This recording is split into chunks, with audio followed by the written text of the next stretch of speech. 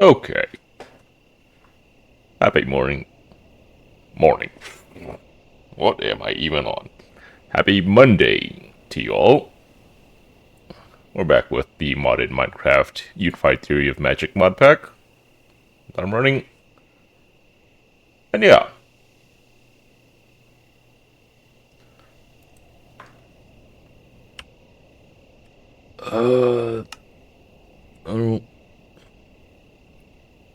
I know it's not apparent on screen here, but I'm actually running this a little different today. If you go on Discord and mouse over me in the general voice channel, you'll see that I am... Well, hang on a minute. Running Essential, and I believe it says 1 out of 8. So yeah, if you have Essential and you want the... Well, I spent about like 3 hours, somewhere around there, tracking down each and every mod I'm running here and then making a CurseForge mod pack out of it. So that you can just download the zip file and then have CurseForge download the mods for you, instead of having to go and track down each and every individual mod, or me just sending it to you directly, which I would have done, but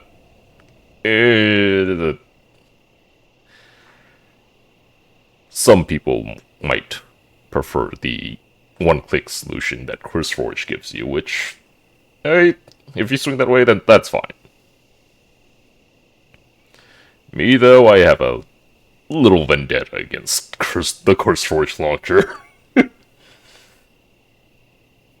But not so much as to refuse its solutions when other people don't mind using it. So yeah. Anyway, so yep, we were doing. Well, I was doing hopping on Super Server's All the Mods 9 install yesterday, and yeah, having a mildly outdated ATM 9 install is, let's just say, quote-unquote, fun. Anyway. We're here at the Britannia base, a few incremental upgrades. the battery now has sparks on this outside ring here. Yes, Servier, I finally took your advice and slapped an open crate on this thing. No, Okay, you know what?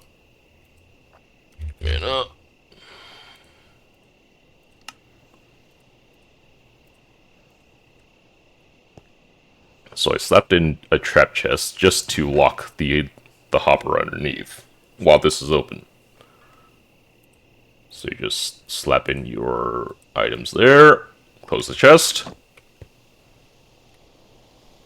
Things actually drop correctly now, without the mana glass cylinder. And yeah, we have a bunch of Terror Steel ingots today. Hang on. Oh, I forgot my BGM. You know what? Let's go and do that right now, actually. Let me just hop up here. Oh yeah, that's the end of life beyond setup. Later, once I actually figure out how to actually automate that instead of having to place that manually. But anyway, let me go over to the window capture. Oh yes. Pardon me for doing a goof and forgetting to make the VOD of the last stream public. Anyways. Where's it? Clips Manager, okay. So, guilty as charged. I spent late until last night cleaning up after one of Twitch's questionable policy decisions. It says, create clips for desktop and mobile in a single step. Moving forward, there will be a portrait version of every clip you and your viewers create. The portrait version will be what viewers see when they watch your clip on the Twitch app, and it's optimized for mobile discovery so you and your viewers can easily share on social apps. Sounds good, right? Yeah.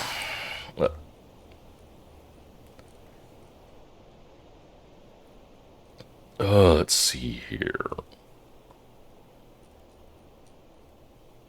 Just use one of my own clips here.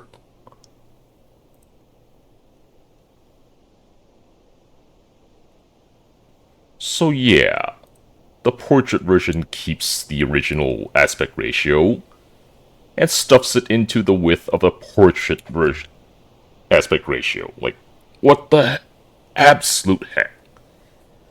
I still don't agree with what they've done with the mobile app. That's its own can of worms. But now they're doubling down on the portrait version of the mobile and just taking the entire clip here and then just shoving it in here. Ugh. And it was already bad enough with the original landscape view, and having the mobile form of video stuck in here with the black bars to the sides. But at least that was viewable since landscape offers a bigger overall size. This, however, is just even worse. So now I have to go and... well, let me enable audio real quick. Oh gosh. Oh no, I got blown away. I'm okay, I'm okay. Sugar. In this case, we don't actually... Jump in there. Something's hitting me.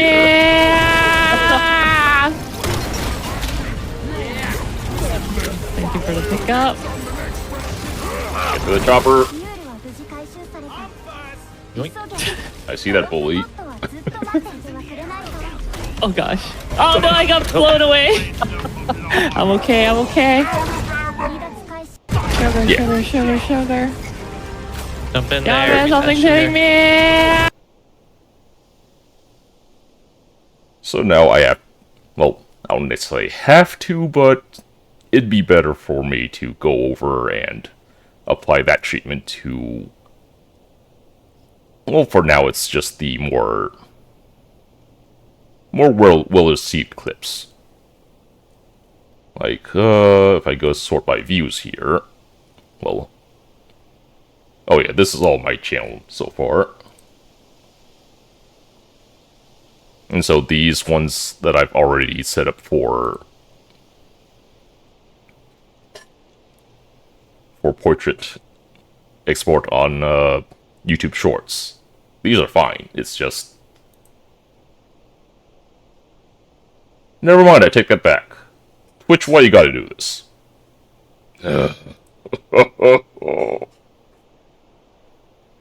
Okay. But at least most of the more well-received clips on my channel are edited for optimal portrait view. The ones that aren't, well, yeah. And don't get me started on the clips of other people's channels. So I was going around doing a fair bit of those too. So yep. Just Twitch offloading work that honestly shouldn't need to be done, but Twitch gotta get those views somehow, yeah. Being anything more and more that Twitch just hates mobile app when it comes to gaming content. Of course, Twitch prefers the hot tub streams. Gaming is secondary. Anyway. Let's see here. OBS. Take that out. No, not the Minecraft. Not the Minecraft. Okay.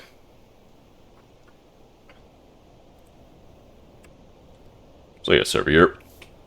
Now that you're here, I took your advice with the open crate now, so no more mana glass tunnel. And that's a bonus, now that everything is sparked up. Well, I showed it earlier, but Terra Steel production is a whole lot more faster than it was before. So at least there's that. Sometime during this stream, I plan on crafting a... What the hell was it?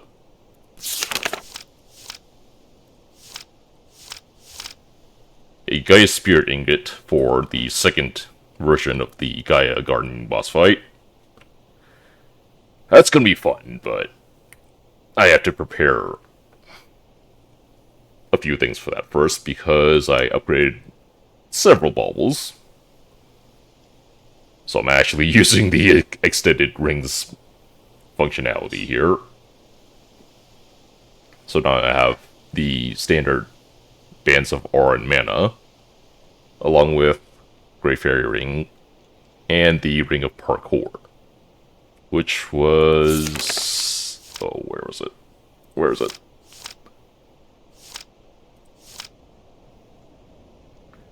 Enable you to climb any wall you want, and Ring of Wall Jump enables you to jump on the wall at most 5 times until you reach the ground. And Ring of Parkour is just a combination of those two. However, I do have the Flugel Tiara on, which grants, I think, 30 seconds of flight if you have mana in your inventory. And if you craft it with green quartz, you get those fairy wings on you. I would have crafted the one with red quartz, but it gives you devil wings, and I'm not quite about that aesthetic. Oh yeah. When I said everything was sparked up, these two have recessive augments on them. And they kick over to this mana pool by default, which currently has no spark on it. No spark augment on it. All I have to do is take that on, and then it kicks over to here.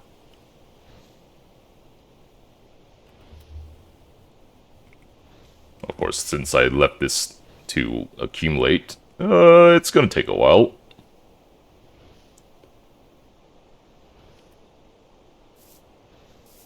And now that this is in range of these four with dominant augments on them, these will suck up whatever's in here. Much faster than the spreader setup, but at least the spreader setup can function on its own when I'm not paying attention to it. All I got to move was a manifest mod file on this site. So yeah. So like I said earlier, that just enables you to plug it into the CurseForge launcher and then have it download whatever. But at least it's like, let me go over to multi-MC real quick here. Well, on my end anyway. Loader mods, like it's 10, 15, 20, 25, like 37-ish mods. Yeah, way less than the ATM9 thing. But yeah, since I'm running 1.12.2, you might need to download a downgraded Java development kit, resource environment, one of those two things, to actually get it to run. Okay. Then take the recessive augment back on, and then it'll just dump into the ring up here. There you go.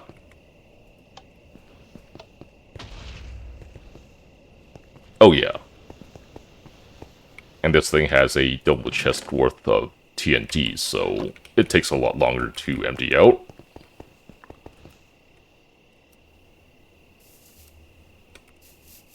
As stated before, this is the Dainty Lifeon tray. Hadn't done anything like that before, so I tried unzipping it and importing it that way. Only to now figure out that's not the way you do it. Yeah. Just the learning curve. But like I said, it's a whole lot simpler than the rigmarole I was doing yesterday to connect to your ATM9 world.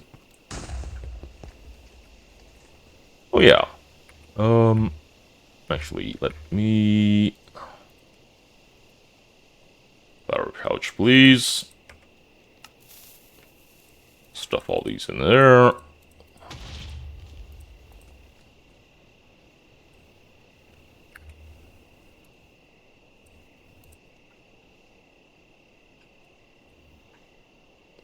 Actually, you know what? Let's just craft one right now so that we have it ready for whenever.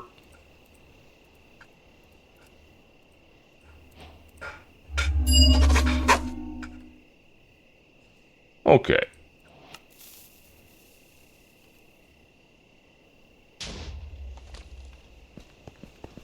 So I also wanted to get a Spectralist set up, which was the... Oh no, not manipulation.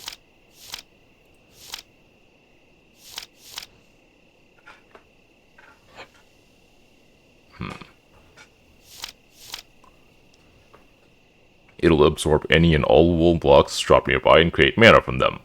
But, starting at white, after it absorbs one piece of wool, it'll rotate to the next color in the spectrum. While it consumes all wool around, it'll only create any mana if it's of the color it wants, so haphazardly tossing wool at it is a wasteful strategy. Also, I forgot about this.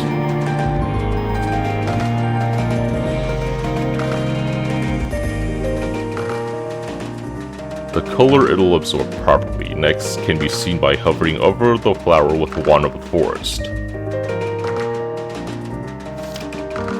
Although, I do believe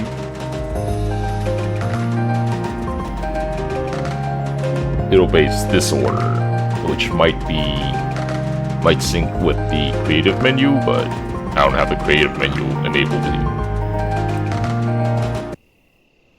Ah boy, okay. Let me address that real quick. Let's see here.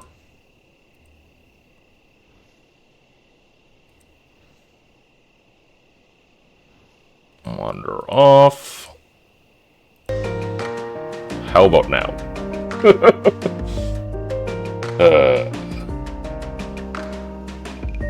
Yeah, I'll be fine without while listening to the soundtrack on my end then.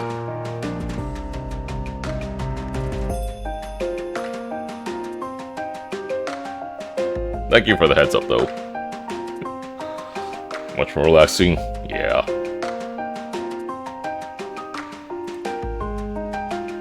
Okay, but anyways. So I don't have the creative menu handy because I'm in survival, but it should obey this order. Otherwise, we'll just have to brute force it using the manual method. But yeah.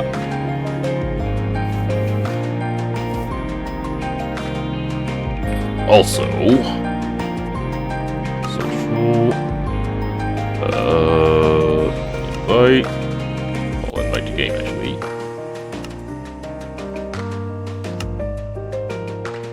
All right. Oh.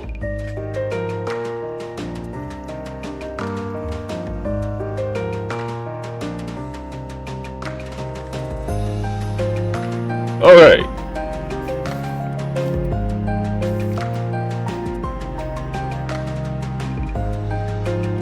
Let's see.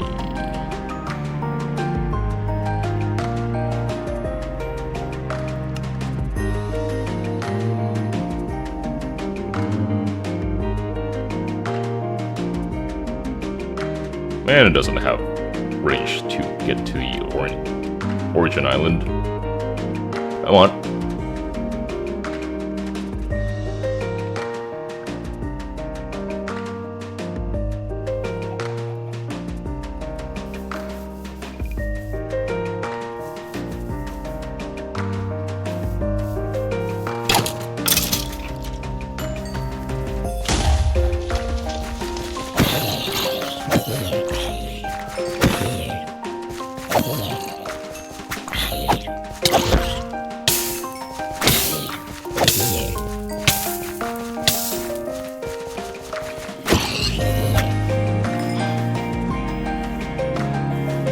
Yes, welcome to the world server.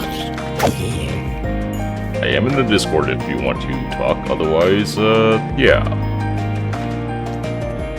Oh, get out of here.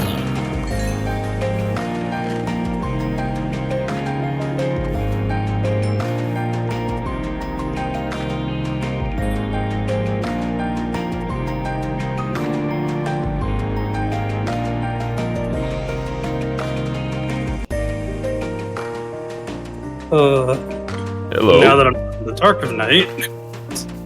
Yeah. There's beds in here too. Oh, right.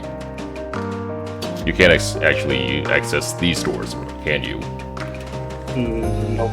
Oh, yeah. I'll have to figure out a way around that.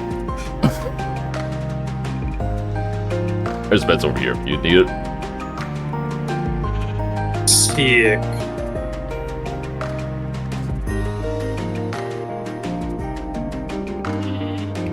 Okay. Welcome to the Thorncraft base, which, now that we're not running around in the dark of evening there. Yeah. Yep. Have you messed with Thorncraft at all, or no? I have. I think I've gotten to pretty much end game of this particular version of Thumbcraft before. Okay. Okay then.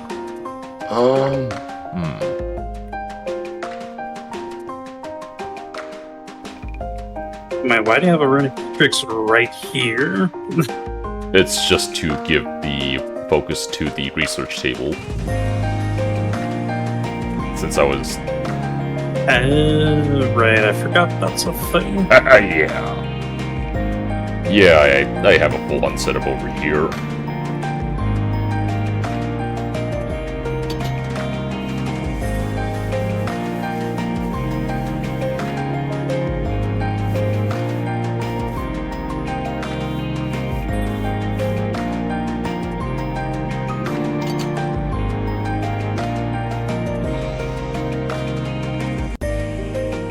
Actually... Uh-huh. So I have Jillum over here. I don't know. What was this one again? Vitreous.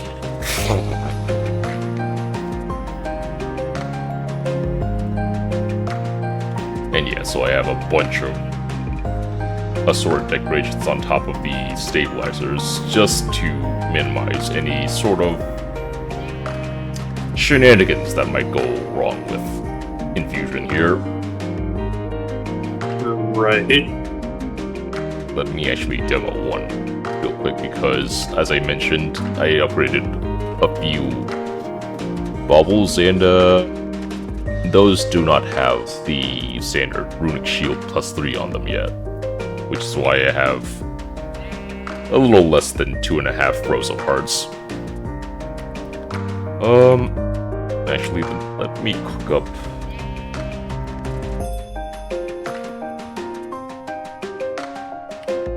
Wait, I don't have any of those?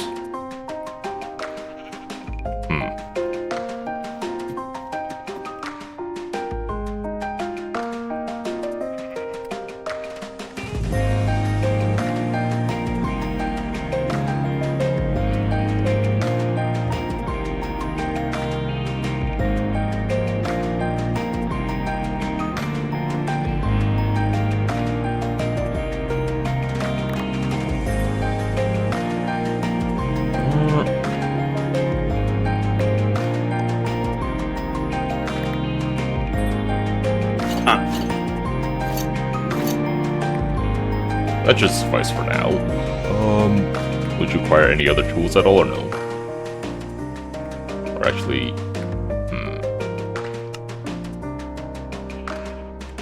Pretty much whatever you'd like me to have for whatever. okay, let's actually get you a pick of some sort.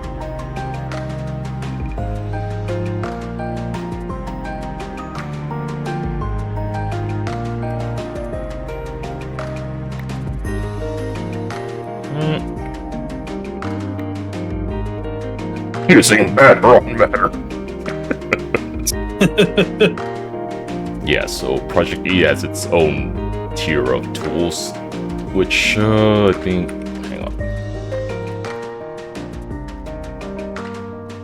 Yeah, so it replaces dark matter with the ore, well, the ingots, and then it replaces the sticks with diamonds.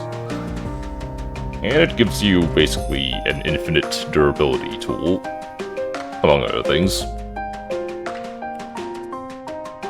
Dang. Yeah, Project E goes pretty nutty. Okay.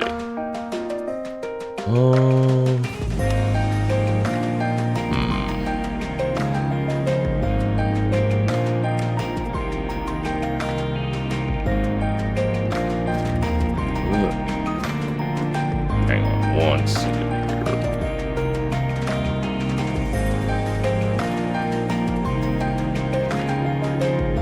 Oh, good. If I didn't put that in there. Okay. So it's autumn and air. Steel.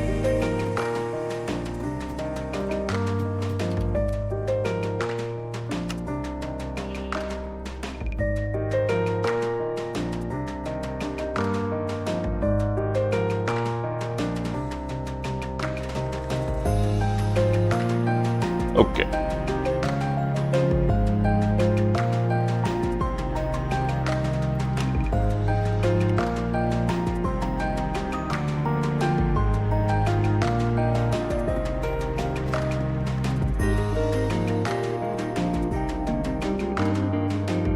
Okay. Here's an amulet for you so that you can just double jump everywhere. Thank you.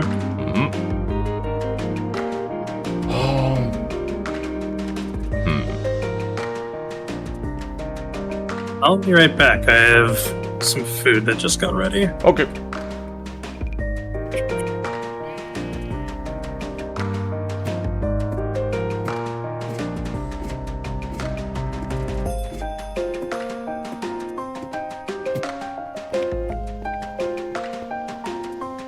So I may not have shown this on screen, but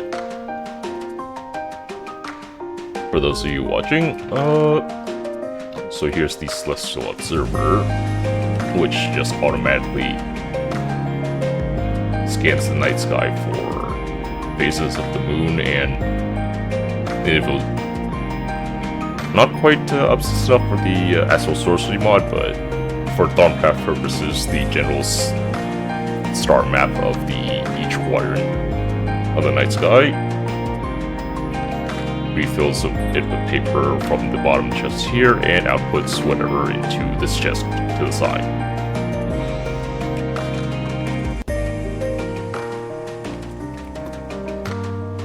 Anyways.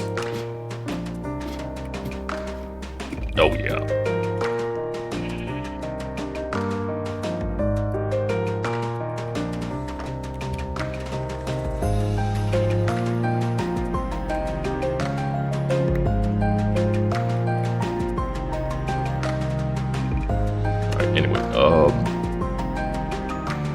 So yeah, the Flugel Tiara, Nimbus Amulet, these 2 rings, which I might swap to something else entirely, but for now I'm rolling with those.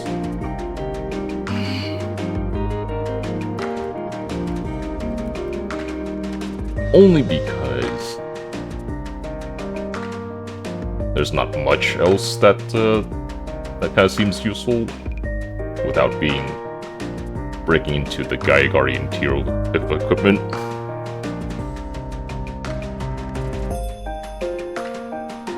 I'm back. Welcome back. So yeah, and then the Benevolent Goddess charm, because the Life Giver charm just keeps running out of me, and I don't quite want to refill it all the dang time. Yeah. That's fair. Yeah. So let's go with the amulet real quick here.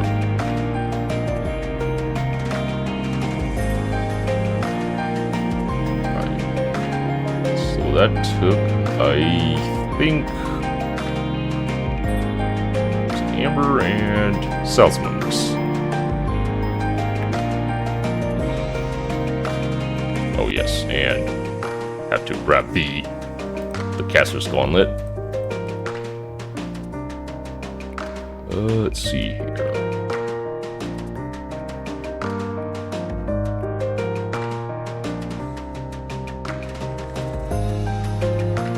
Get your Essentia ready, and right-click with the Gauntlet onto the Matrix.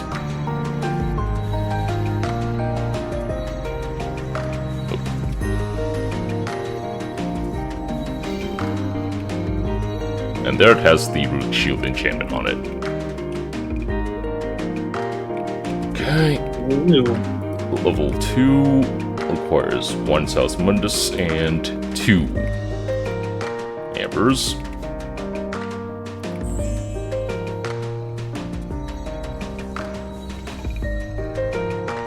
I'm actually running out of Vitreous.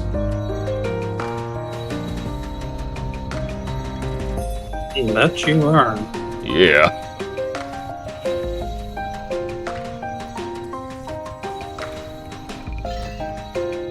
Okay. And then the third tier is 1 Salus Mundus and 3 Amber.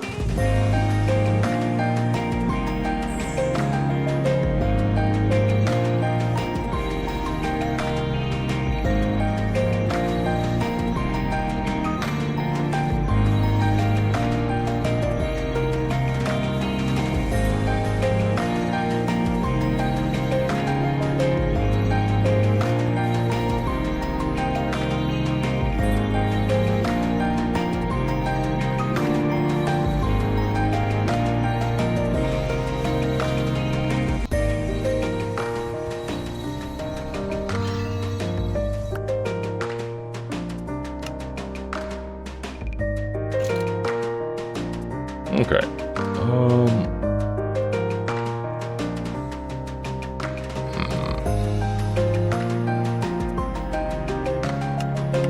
Yeah, so I'll have to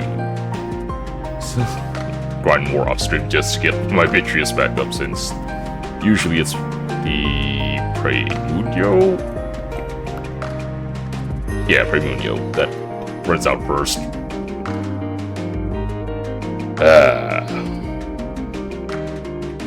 Okay. Let's see here. That's basically all there is to the Thumbcraft base for now. Again, I don't want to go too ham into the Essentia smelting, because that's how the flux happens. As I'm sure you remember from streams past. Although...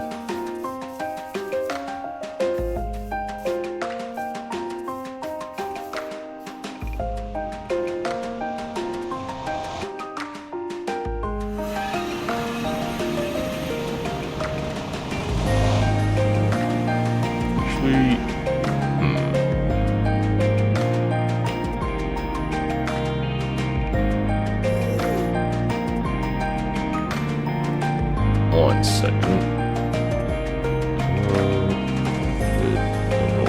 There we go. And with this.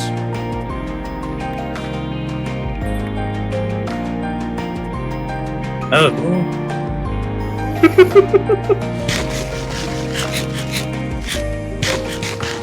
Now this, I have no idea what it does. It's a busted ring of multi-purpose that Project E gives you, and it's set to, I believe, flight mode. Yep. Oh. And so you just, I believe you just right-click on it to toggle it on and off.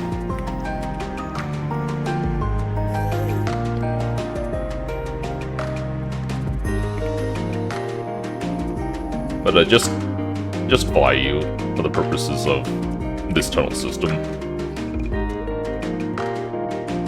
Yeah. I apparently still fly even with it off. Oh.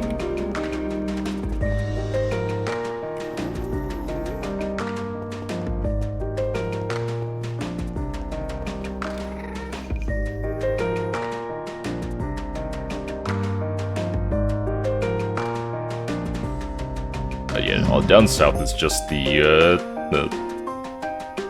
access way to the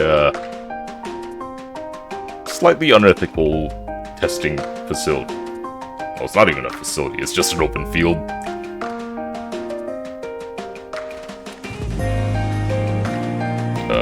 Did I lose you, Servier? Possibly. Oh dear.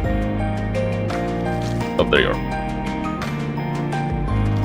Oh yeah, and one of the features of the ring is that it just repels hostile mobs. I don't know, not even hostile, any mob. Oh. Yeah, it's busted. Yep.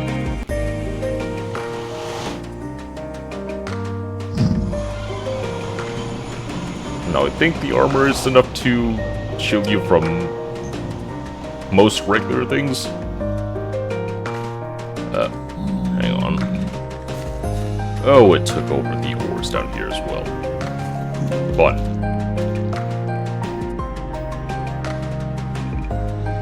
Alright.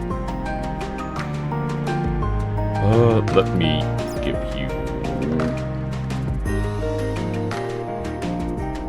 Oh, I didn't... Hang on.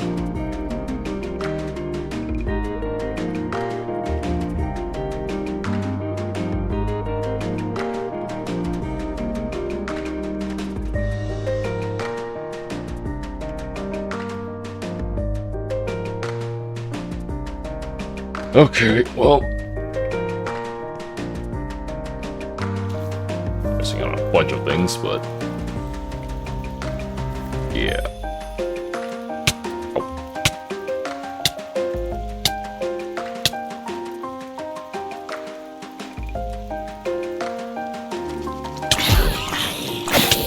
Oh yeah, I forgot about that.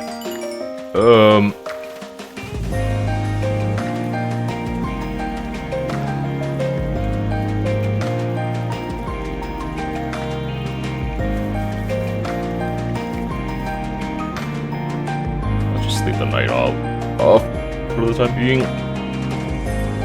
That sounds good. Yeah. Only because that is the thing.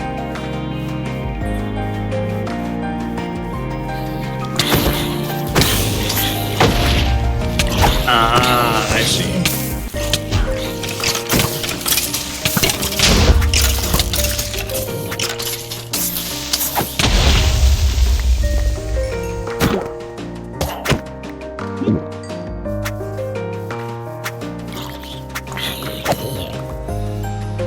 Yeah, so this particular patch of land is just what the after effects of what I think was what is called a drop of evil, which I believe is a drop from wither skeletons. And that's off of the what's it called? Extra Utilities 2, I think? Oh, that's... Yeah, Extra Utilities 2. So you just right-click on one, and then it just spreads into this... however large this area is. And when nighttime hits, a bunch of mobs that are... Well, first of all, they appear black, as you already noticed. But they have... I believe twice their usual stats and absurd speed to make it quote-unquote fun. So that's just what I've been using to farm some drops for the time being, but this mod pack being what it is, it also throws ancient golems in there, which oversaturate the ancient bricks. Yeah. Yeah. Yep, this is where I usually do my essential smelting. And as you can see, the flux is a little worryingly high, but it'll be fine. Yeah, it's alright. Yeah. Actually pretty beneficial for the end game, but yeah. Well, let's see, that's the little another little problem I'm having with the end game is that so I chanced upon a cultist portal over nearby the Botania base. Ow. Blocks, please. Yeah, so I chanced upon a cultist portal off nearby the Botania base, and like a Dumbo, I right-clicked with that and used it up instead of actually using it for research. Whoops. Yeah, so I'm stuck in having to somehow procure another copy of that.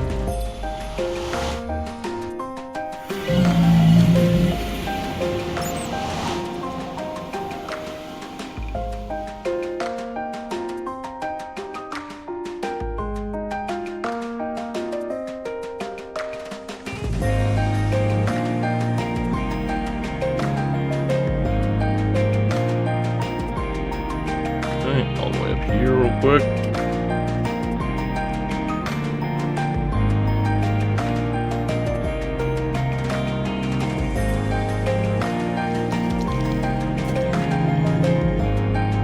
You just took a zombie pigman for the ride. Yep.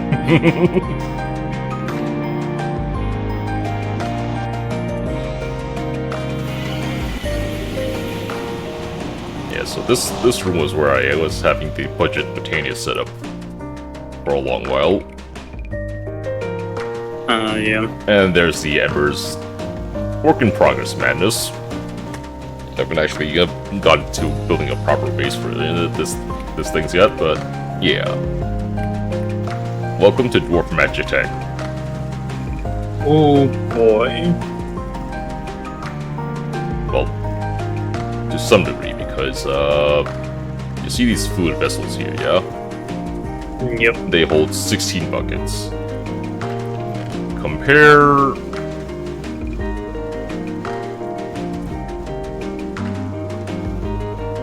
these things.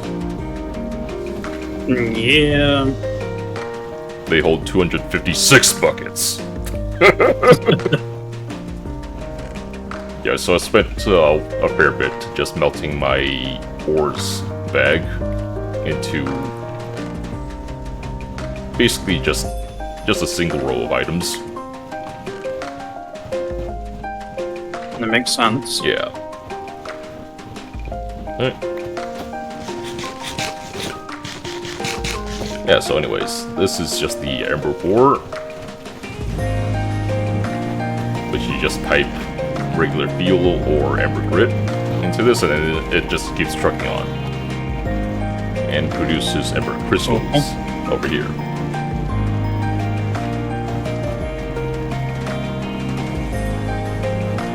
And ember shards, it looks like. Yeah, well, ember crystals and shards are what is used by the pressure refinery over here, which is like the second tier of ember generation. Uh-huh. Most of the time people just, if they don't care about efficiency, they'll use the first tier of the machine, which is the ember activator over here.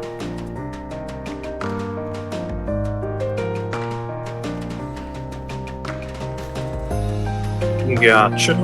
Yeah, so this only takes ember shards and crystals as input, and then uses these emitters up here to funnel it over into wherever you need. But since I actually want efficiency,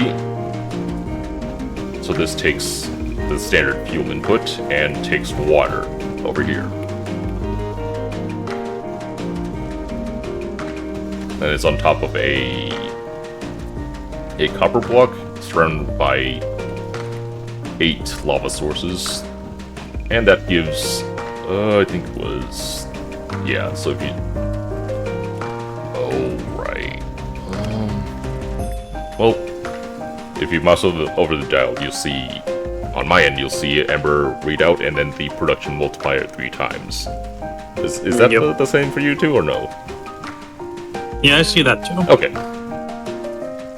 Yeah, so if you stick the appropriate block on there, you'll get a 3 times multiplier to Ember produced. Which, might be overkill, since all the way over here, I have Ember storage. And these read, 1,440 Ember. Or 440,000. Eesh. Yeah. And so I probably have produced enough to fill like at least 6 of these easily. Dang. Yeah.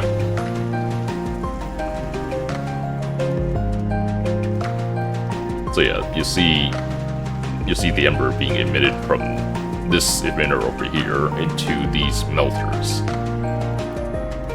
which is basically the ember's method of doubling ore. Although it's not ore that I'm smelting up right now, it's just soul sand, and that produces soul crude, which is the precursor to dwarven oil. Or it, in DRG terms, basically Morkite. Sick. Yeah. And then you see these geologic separators on the bottom of the melter over here, yeah? Yep. Let me grab a stack of whatever.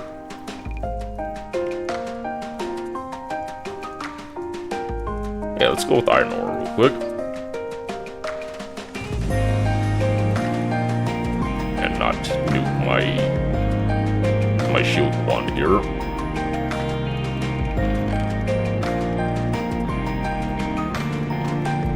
Yeah, so iron ore balloon will be pumped in here, and these separators will remove both siphon off trace elements. So on one hand, you'll have the iron being pumped into here, and then there'll be, I think this is nickel. So in effect, you get 2 out of that end, and then you get a little something extra out of this end. Which is pretty generous. Yeah. Yeah, so when I finally set to making the serious base, I'll have all sorts of pipes going to the appropriate places so that I don't need to mess with all these food vessels or drums for that matter. That makes sense. Yeah. And then take whatever drum is over here, piped into this stamp base, and this is how you actually cook up ingots or plates or what have you.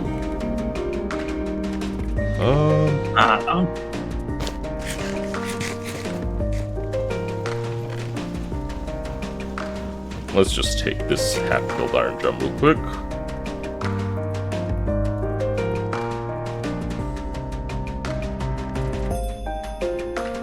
Actually,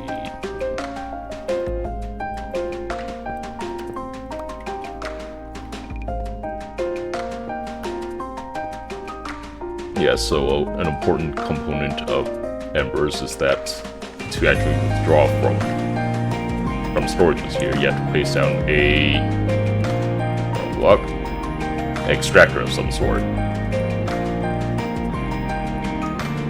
And then place a lever on top of it. Yeah.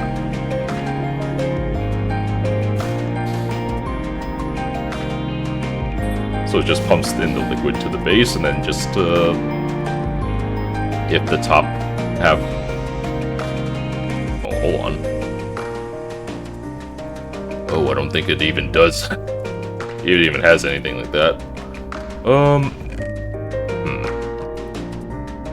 One moment. Let's see here. So the way to link these things up is that you just go shift right click the receptor up here. Then plane right click the ejector over here. Yeah. So that gives the energy to get this in motion.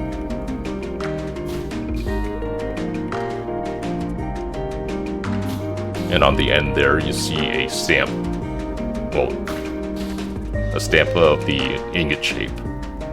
So now it's just stamping ingots that feed over into here. Gotcha. If you need a plate, you just switch out the stamp here, and then it'll stamp to a plate or a gear if you need that. Yeah.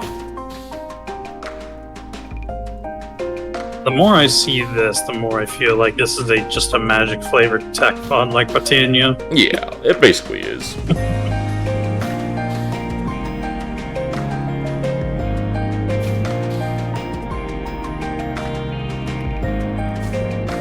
And there's the alchemy setup here, which I already demoed on a previous stream. Right? Yeah. This is just the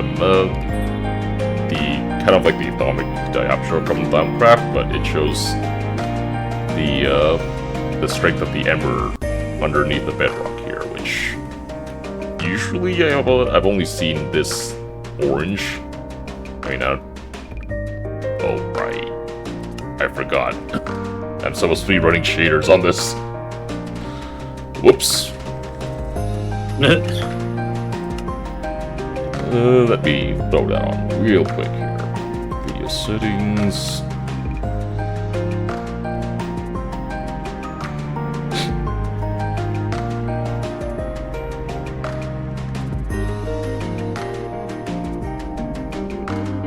But yeah, usually that field only registers dim orange and bright orange. This is the first time I've actually seen it go into the white category. Gotcha. Yeah.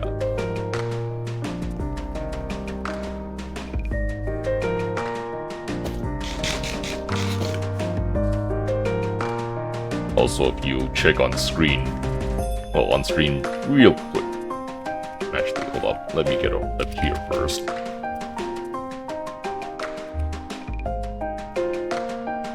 Yeah, so I was joking with another friend. I just get bored one day and just start tunneling in the eastward direction for...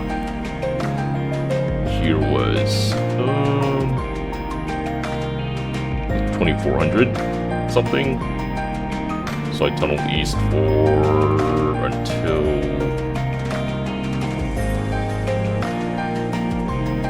X3877. Oh gosh. Well, it's a whole lot easier with the what's it called, the Terra Shatter, and a True. yeah, a good amount of mana being passively generated with the Greater Band of Aura. So yeah. Let's see here. And this is the gateway to the surface, which, despite being open, I've never had a mob just randomly walk down here yet. Oh no.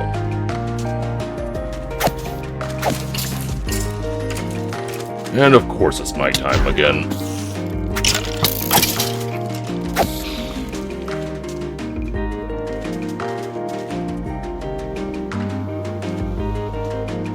Okay. Let's go on over to Celestia Prime over here.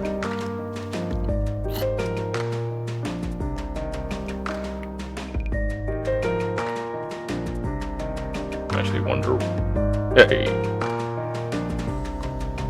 So yeah, this is the Astral Sorcery place. Complete with security checkpoint.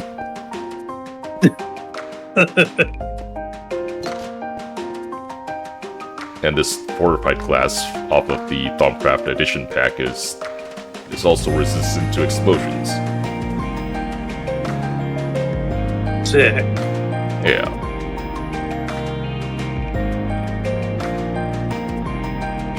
But once you clear security, you can just go on over to the Starlight setup I have out here.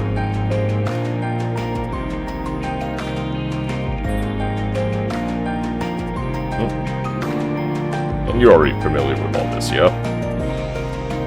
Yep. Yeah. You made your own floating crystals. Yep.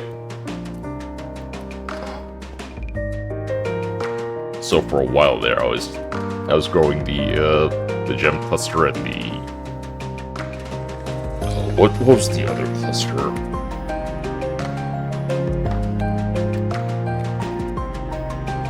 The Celestial Crystal Cluster, to just convert all my regular rock crystals into the better version, basically.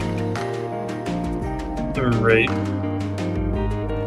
And then these were the Starlight Collection facilities, which these hold 360 buckets, but now that I actually remember drums are a thing, yeah, these are just basically there just to look pretty.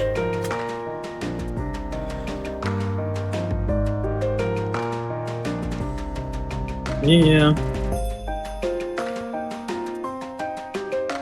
Oh, hold on. Yeah, 256 buckets versus 360, so... No, I take that back. These things do hold more, but they take up a whole lot more space than a drum does. Which is unfortunate. True. And then here's a Starlight Pond here if you want to Yeah, just go for a dip. Yeah.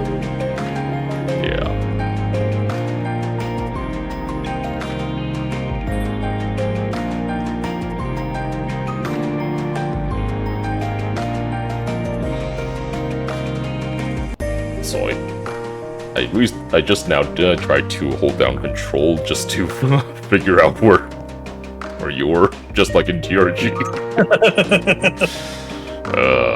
Man. Yeah. And the rest of this Astral Sorcery base is just these walkways up to wherever. Up here we have the observatory set up.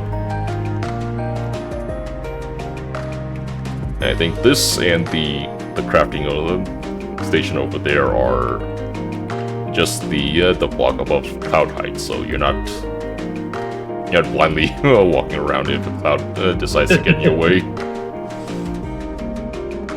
Good. Yep. Whoops. Yeah. And the one time we actually want it to be nighttime, it's already daylight.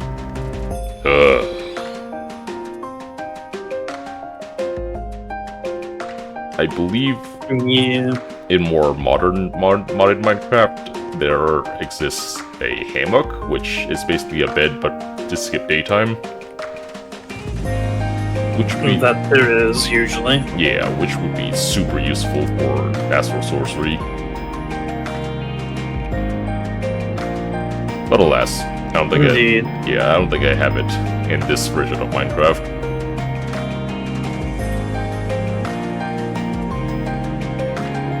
Yeah.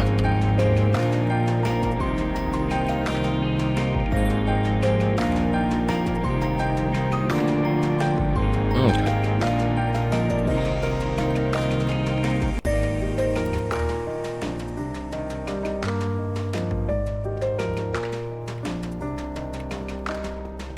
Alright, and then the last but not least, I guess, is the Botanio setup I have all the way over in the jungle.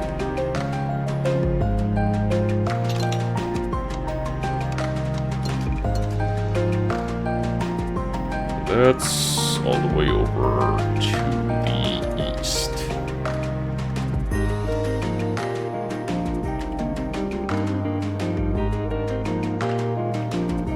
Problem is,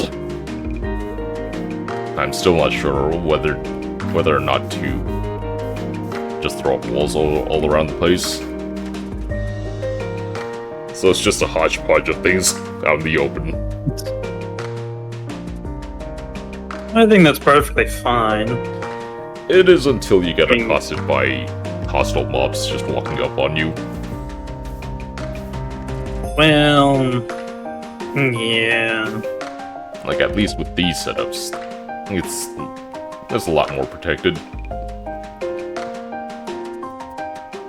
Unless these kinds of things. Oh, speaking of which.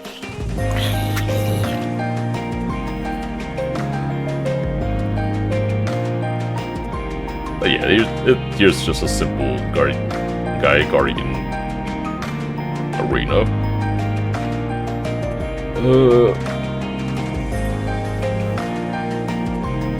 I think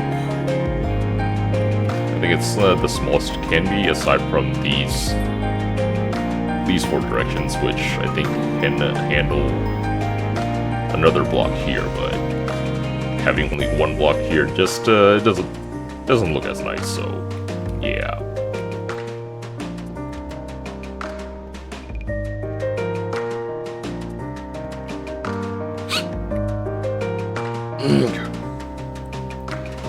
Out of all things, they usually have the Guardian Arena relatively open because of how the Guardian tends to summon a bunch of mobs during its, I think, when you get it down half health or something.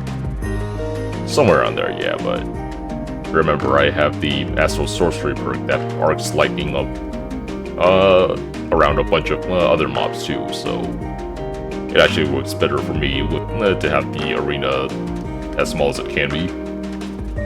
Nah, true. And eventually you'll have a Key of the King's Law, so once you have that phase kind of becomes obsolete. Yeah, it's just gets down to, can I get to the Gaia Guardian before it just teleports to another location? Yep. Yeah. Let's see. Or just whack it with the Terra Steel Sword Beam. Does it strike as hard as a full-on melee hit though?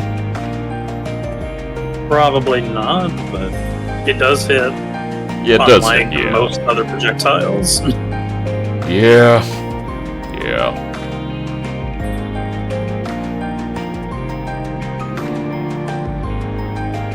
Do you think you're up to a second Guardian in that getup, or would you prefer to just spectate? I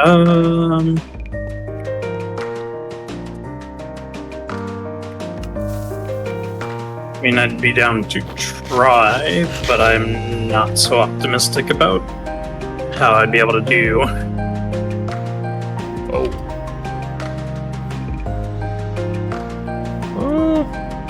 Especially with how the Gaia Guardian kind of scales with player count a little bit. Yeah. So if you wanted to just spectate, I'm all fine with that. Yeah, I think I'll just stand back. Okay.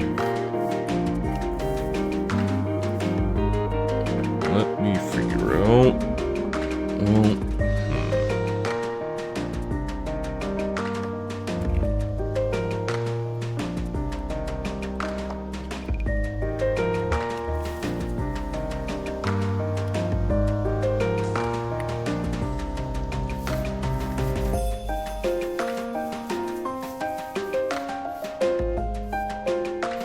Oh, right. Does this version only let you set your spawn when it gets to nighttime? That sounds familiar. Okay. Well,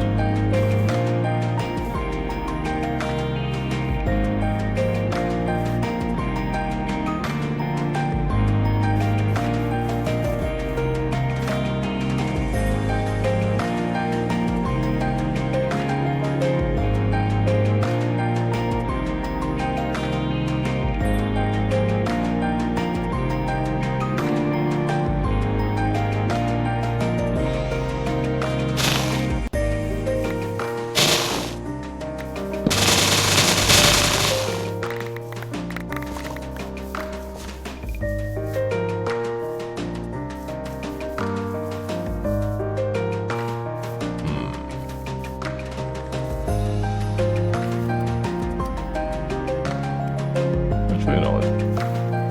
The spectral setup should just be up here. Should just fit up here, yeah.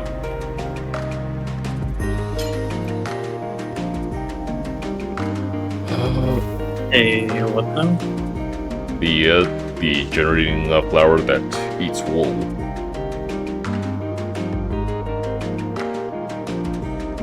Depending on your setup, probably, yeah. I think it was just, well, I'm just gonna cook up a bunch of wool with the tablet here, and then just rely on a ring of repeaters, just to have a perpetual clock going. So it shouldn't be too complicated. Yeah. Apart from the whole ordering of the different colors of wool thing, but Yeah, it shouldn't be that bad. So, Yeah. I think it was...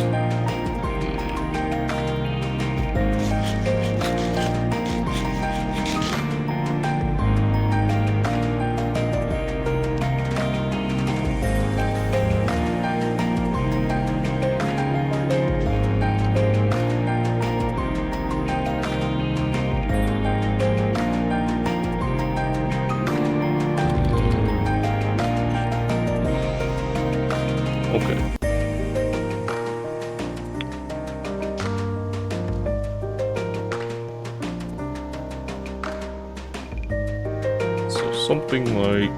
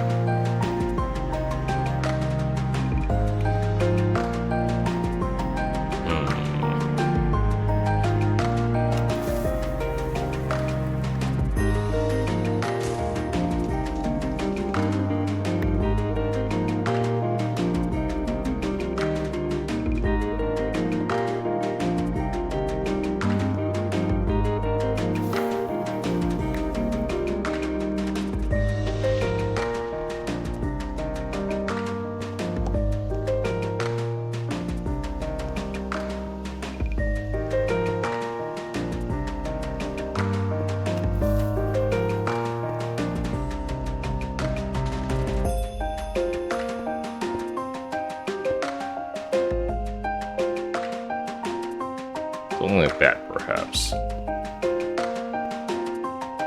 And just repeat it for the entire ring.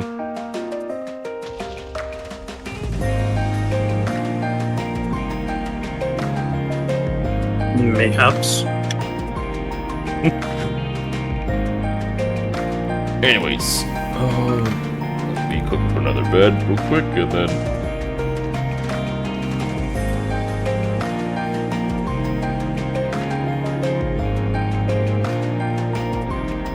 There you are.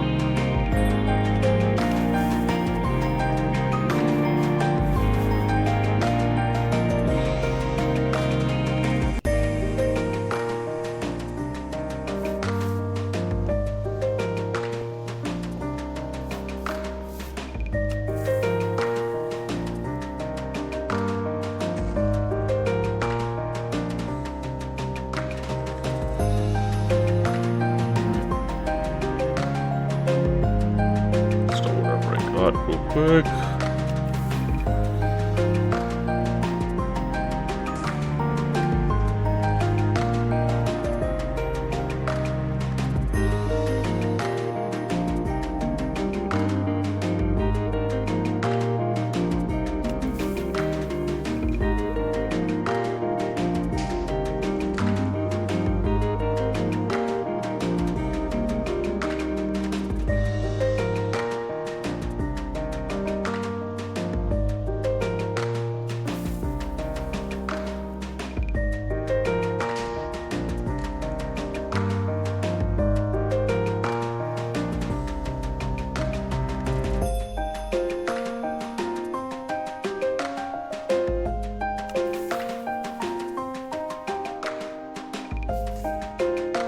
Oh, right. I need one of these first. Yep. Okay. Drop the EGM, because I believe it's Fight for Quiescence that plays during this. Yes, there is a piece of music that plays during this. Yeah, which I know I already told you, but that's what inspires the fairly train wreck stream title.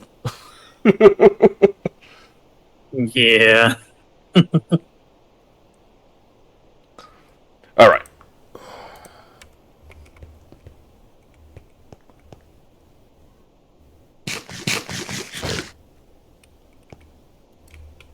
Oh. Hello, buddy. Oh, it has drugged me in the Nice. Alright, what? I don't remember him just destroying a bit of the arena here. Yeah, I don't know what that's about either.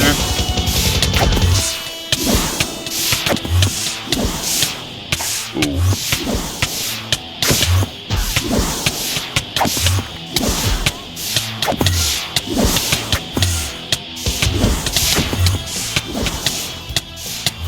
Yeah, me plus the lack of food. All good. Yep.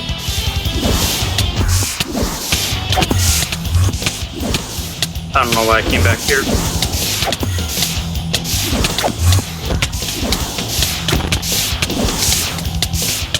Oh.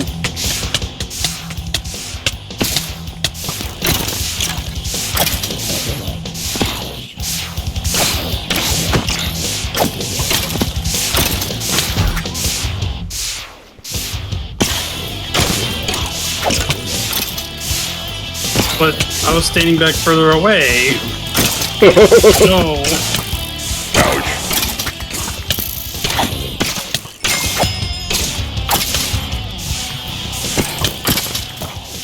Come on.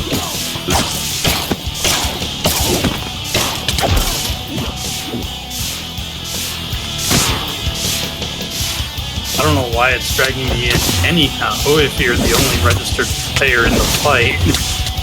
Well, no, it's probably, Hey.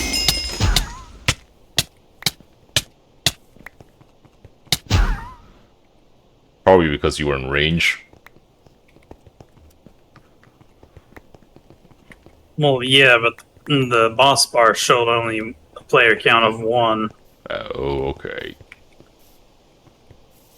Yeah, I'm not sure what the deal is with breaking the blocks over here too, but I guess I'll just have to expand the arena a little bit.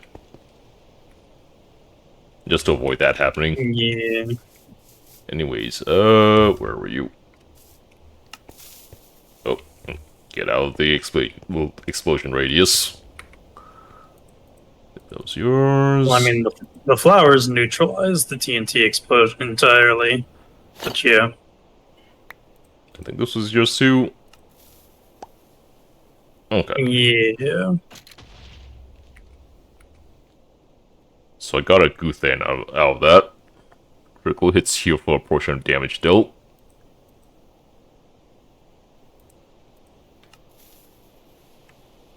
Right. I don't think it gave you a dice item because you weren't there when I killed it, yeah. Or did? But yeah, it didn't count me as a player in the fight, so Oh, okay. Okay then. it just kind of saw me outside of the arena and drug me in after it counted players. Little get over here moment. Yeah. Kato says, wait a minute, this isn't legal, is it? Valheim and Minecraft? I don't know where you get my Valheim from, buddy. This is just straight up Minecraft here.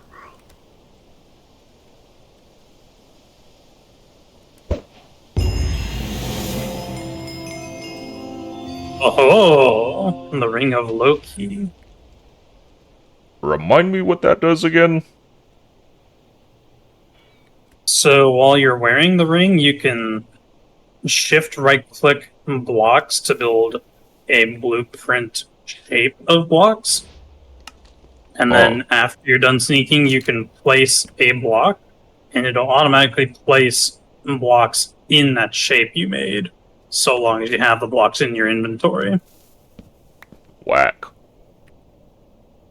Of course, at the cost of some mana per block selected. Huh.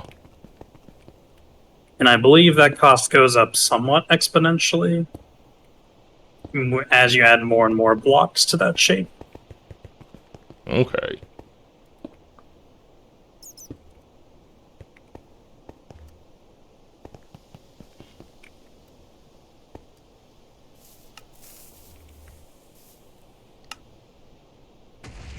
Alright, I'll have to do a bunch of research into that as well. Oh yeah, I can just grind the rest of the Gaia Guardian 2 off stream and yeah. Valheim during the week as that is. Yeah, Kato. So my schedule right now is basically Minecraft on Mondays, but I'm kind of winding it down because I'm hitting into the end game and there's not all that much to do left, and ever higher exorbitant time costs associated with doing so. So I'm just winding it down by doing modded Minecraft, every other week. And then Valheim is just Wednesdays until whenever I decide to finish that up, or whenever Iron Gate decides to push the Deep North update. Yeah. Anyways, what was I telling you? What was I saying beforehand? Yeah. Just something about in-game stuff taking more time to do. Yeah, the Eldritch tab of Thaumcraft, yeah, just being locked behind the Crimson Rights things, and Yep. my main problem is I think somehow I think I need to be warped out of my mind for them to show up. Maybe a little more than you currently are, but Let's see. Sandy Checker. Yeah, I'm barely at the first ring. So yeah. oh, yeah, you're gonna need to be quite a bit more warped than that. Yeah, so it's around second ring, I take it. I believe so. Okay.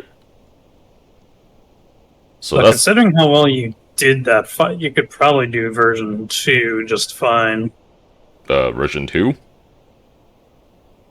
Yeah, you got some Gaia spirits. That was version 2, I think. Oh, that was version 2. Yeah. In version 1, yeah, let me... where was it?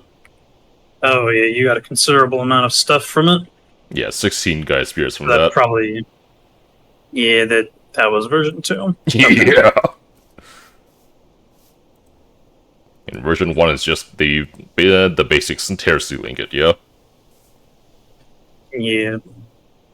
Also, Deep North is a ways off. The current adjustment to Ashlands has been tested for way longer than expected. Maybe they're taking a summer break. Yeah, that doesn't surprise me all that much because another game studio was back into development cycle. I think the team that was responsible for Deep Rock Galactic Survivor Edition, or not edition, but the spin-off, and they're reconvening after their summer break. So yeah, sounds plausible.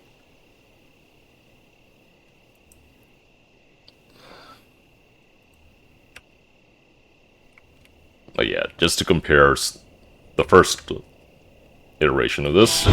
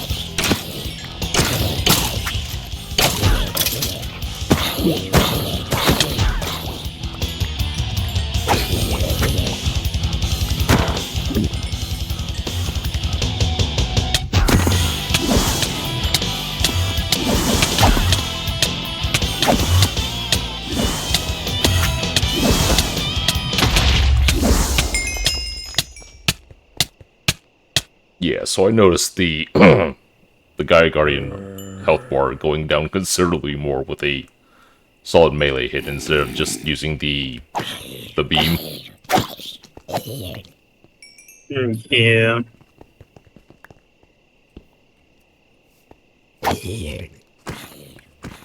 Oh, right. I don't know how I forgot Hmm? that it's the version 2 that even drops the dice specifically. Yes. I guess it's been forever since I've actually done the fight, so Yeah. that might be why I forgot. Understandable.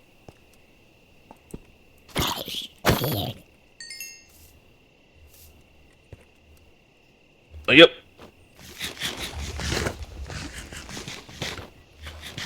And if you I guess wanted... it just Nope. stinks that I can't get close enough to hear the music without being drug into the arena. Yeah.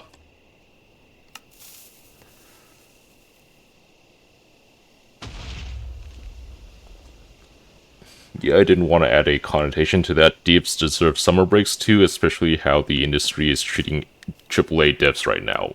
Indeed, Kato. AAA gaming is in a bit of a shambles at the moment. But then again, when is it not?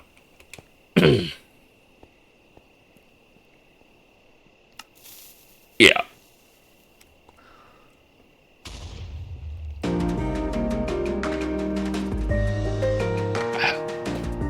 Okay. So yeah.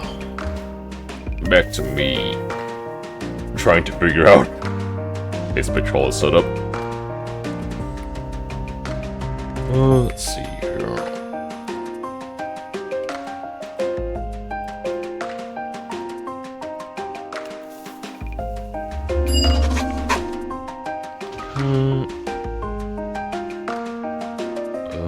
Let's see.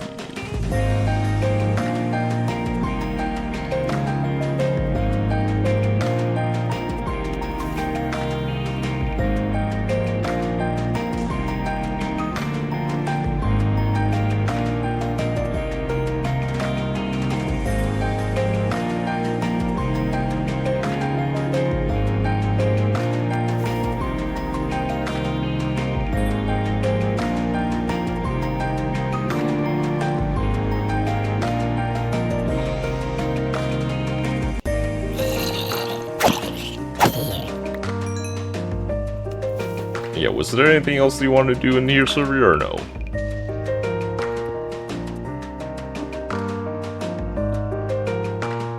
Um, I guess not particularly. Oh, okay. Just seeing the stuff for myself was pretty cool. Yeah, well. Wait a minute.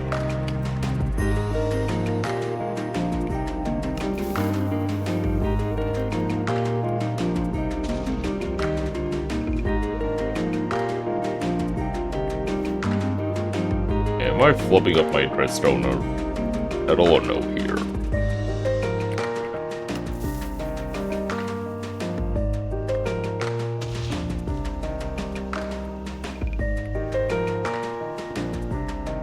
Oh, no. I'll take that.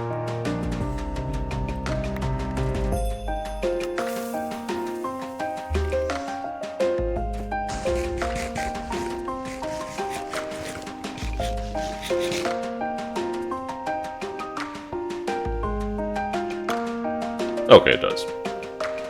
Phew. Looking for a bit? Sure thing, kiddo.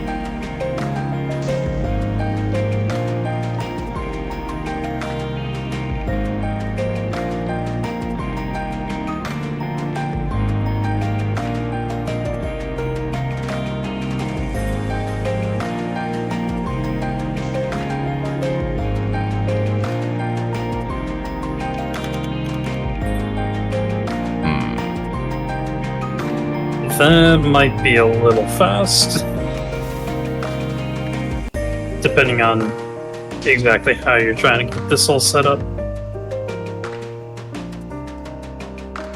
It should be decent enough so that the signal burns out as soon as it gets back to the starting location.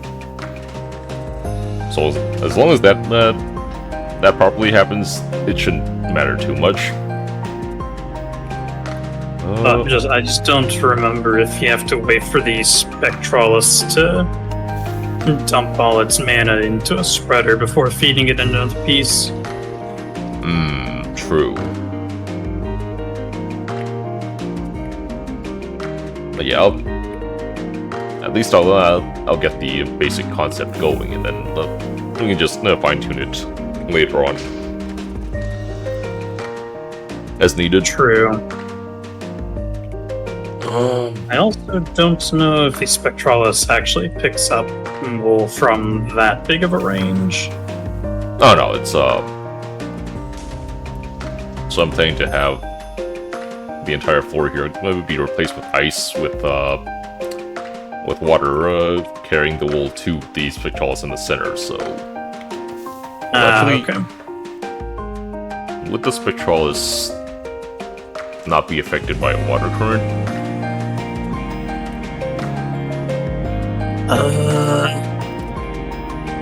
I think it would be, but if you make it a floating variance, you should be fine. Ah, bugger. Okay. What do you mean, bugger? Hell, it's just creating the floating variant it's a few more steps beyond creating the base layer, yeah.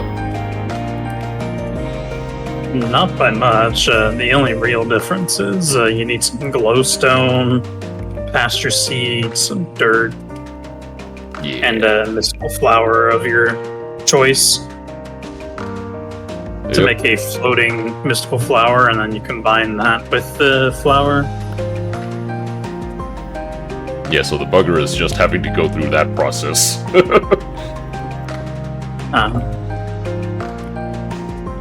Understandable.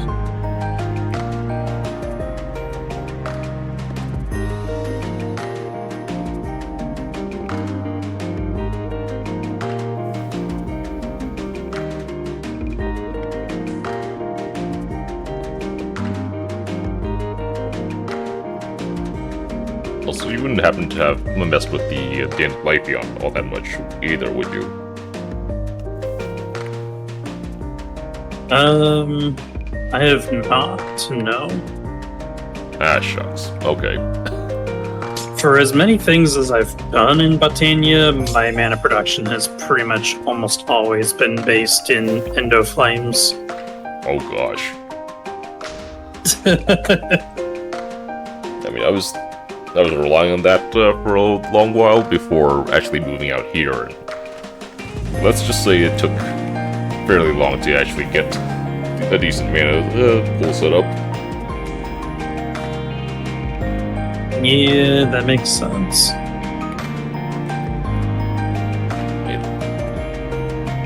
The Entropiniums over here are doing solid work.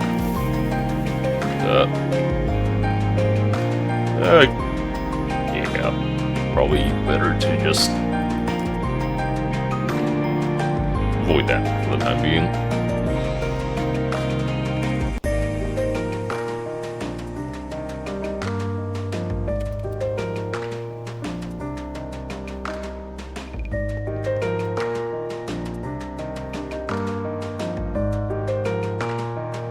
Let's see here.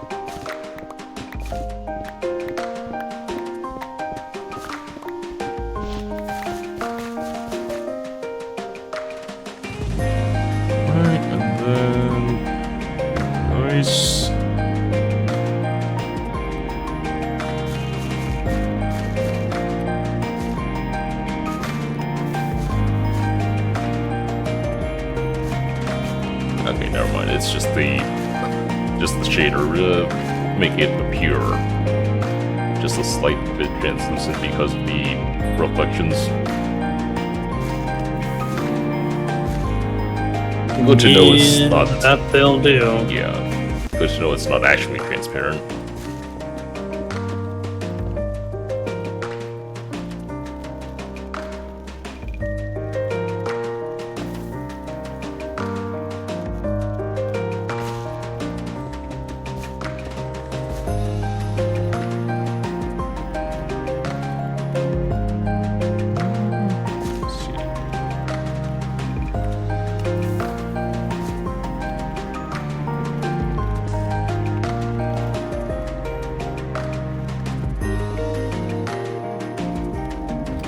Yeah.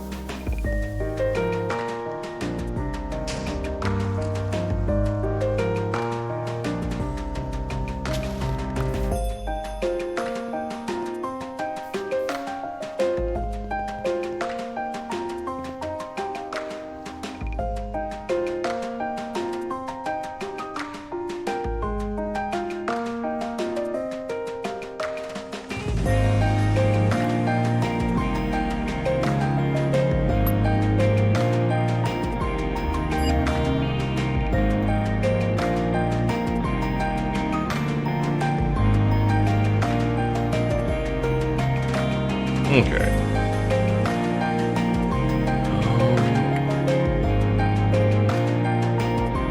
That looks all the way in there. So 2 white, 2 blue, 2 of RGB setup, and pixie dust, air, and winter. Okay.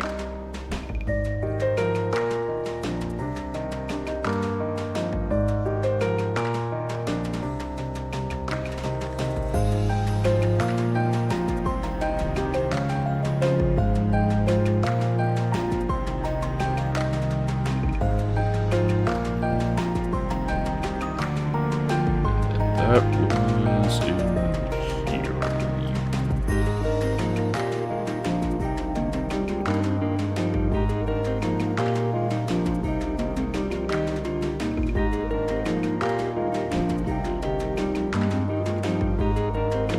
Wait. Yeah, RGB.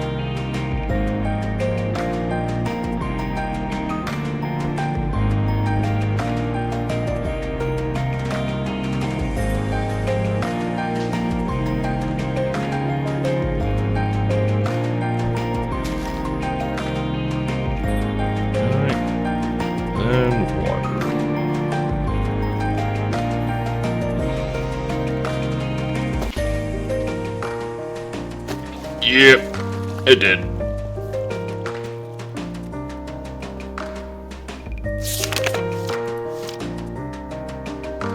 Alright, so...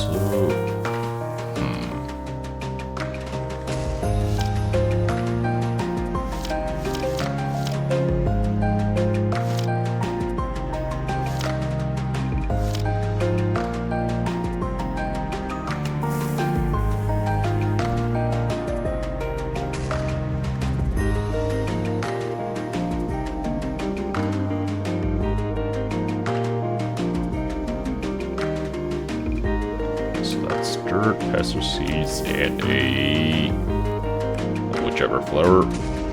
Let's see here.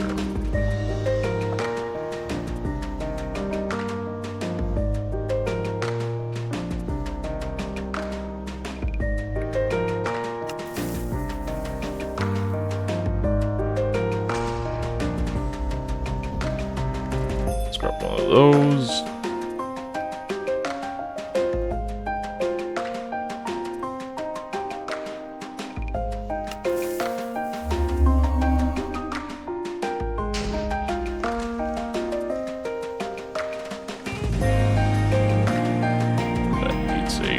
Crafting table.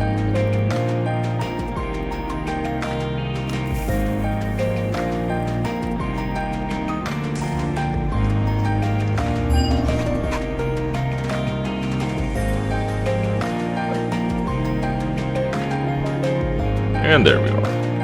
Building spectrolus.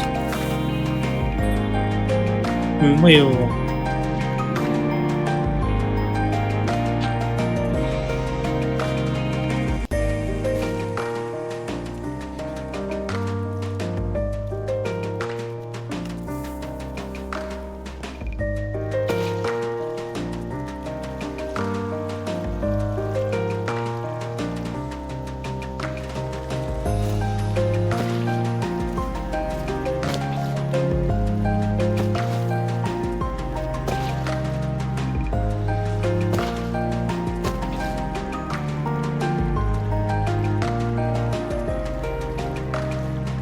Maybe not.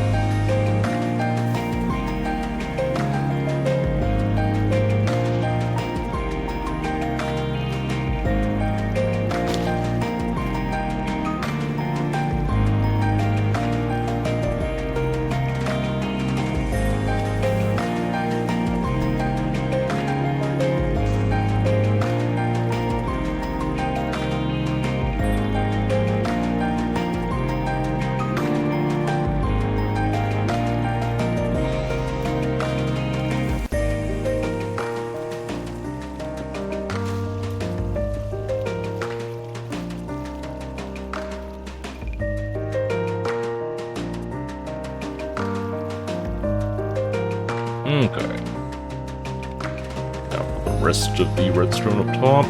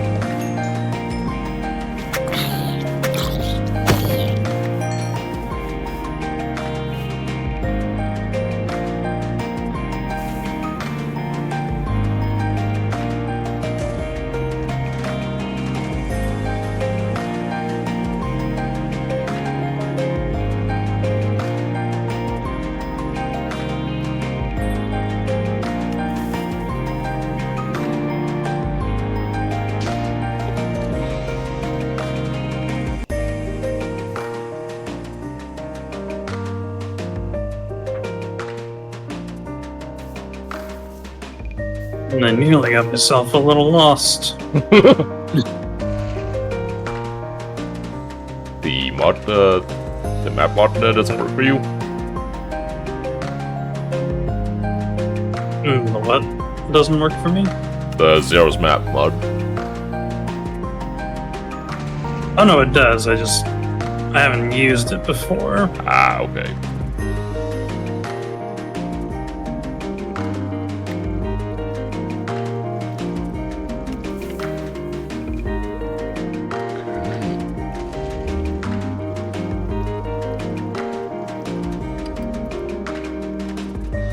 Sticky piston and there. Let's see here. Please.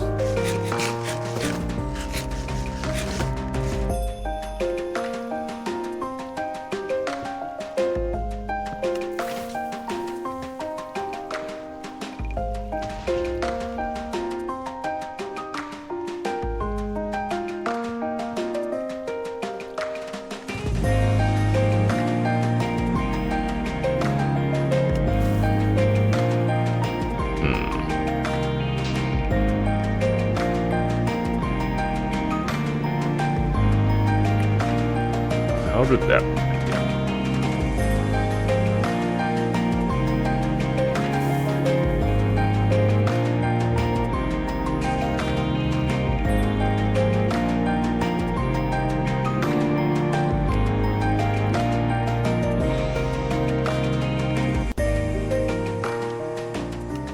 Nope.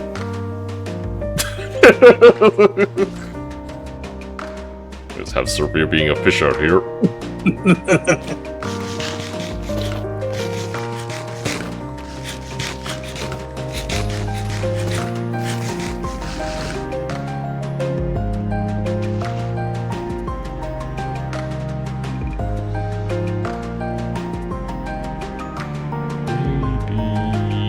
something like this.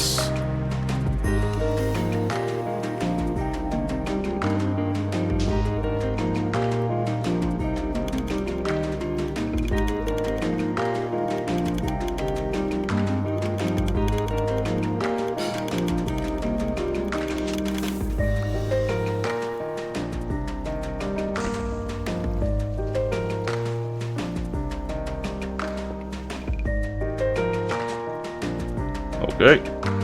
Just that mechanism sorted out.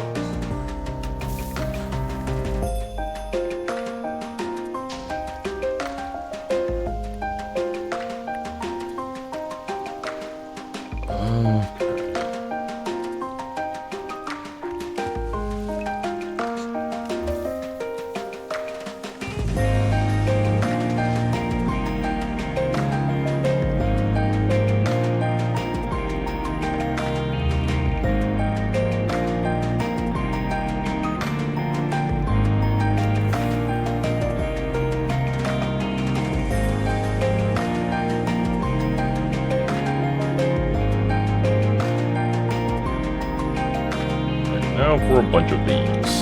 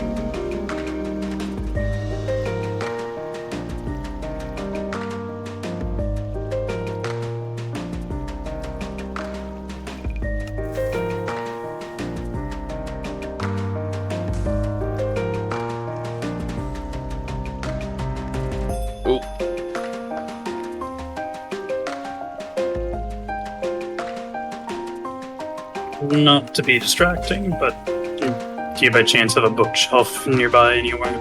Oh, where are you right now? Wait, bookshelf what now? I'm trying to do a little bit of Thaumcraft knowledge progression. Ah, okay. Let's see here. There's your bookshelf, and I have Thosmundus handy.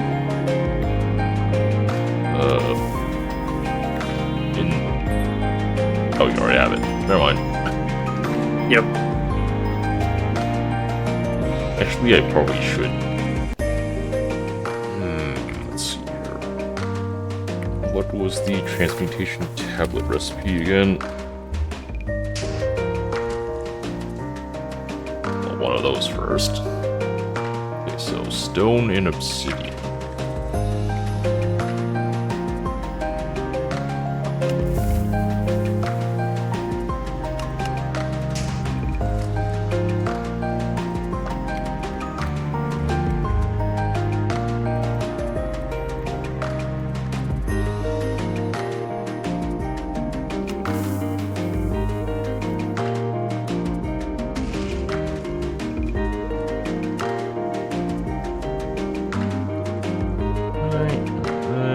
Dark matter and stone.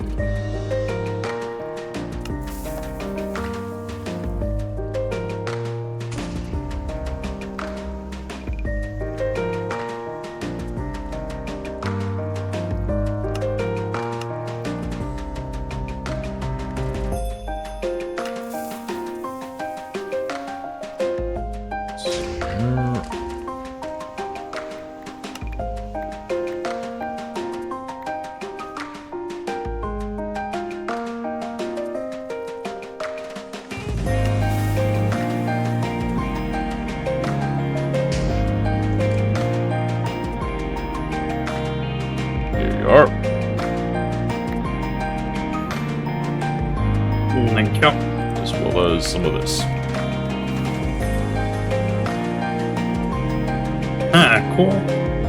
Yeah, so you just feed that into the transmutation tablet, and then you have to even see to work with.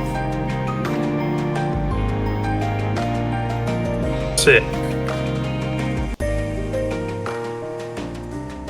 The downside is you just have to encounter everything for the first time in the wild, and then feed it into the flames icon on the tablet there. Yep. Okay.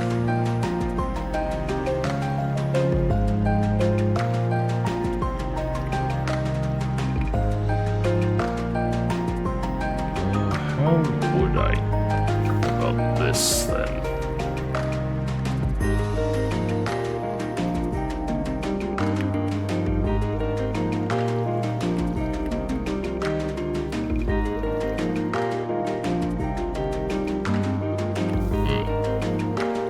Yeah, that should do nicely. Please.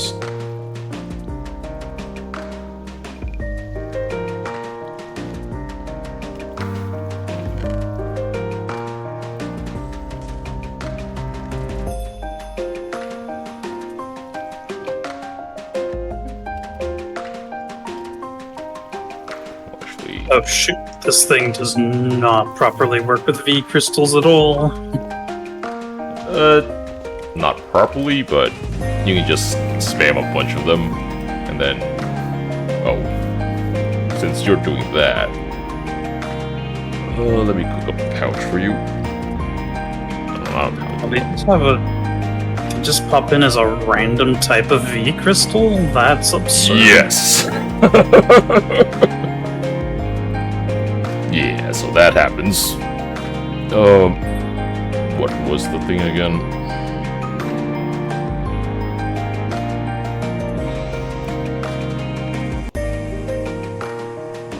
Crystal bag, that's what it was.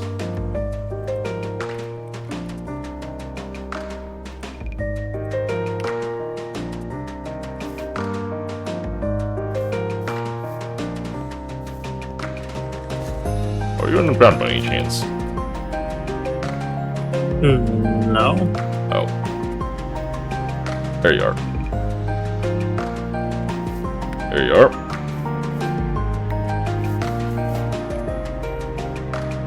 Ah. So that's one of the add-ons to Thaumcraft, and it's a storage bag for V crystals, since there's a whole lot of them to juggle. Yeah.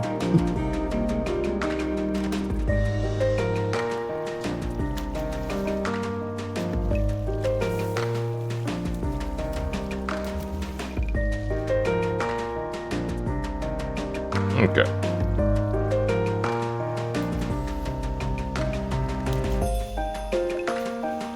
Next is orange.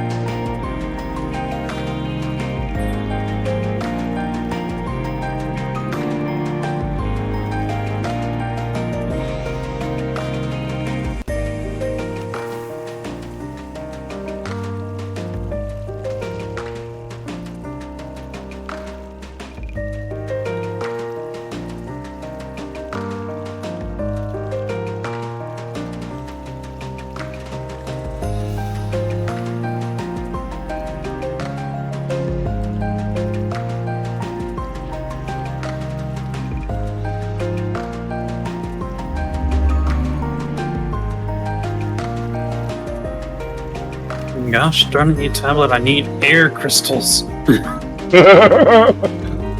many do you need? I can just grab some on my own stash. I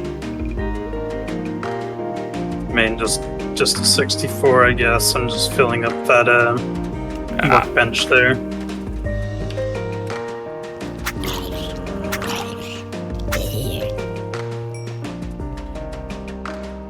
Okay, let's see here.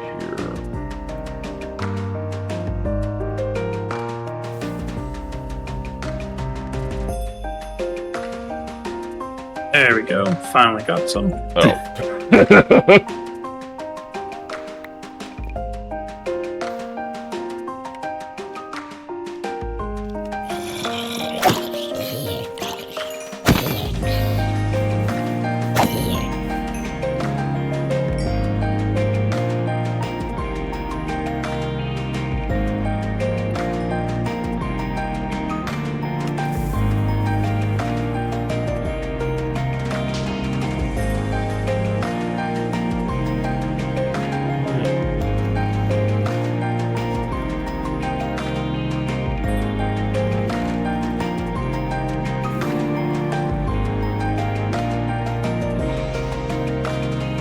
There's an orange for you. And now it wants magenta, so it seems to be obeying the JEI order then. Oh, what the heck was magenta?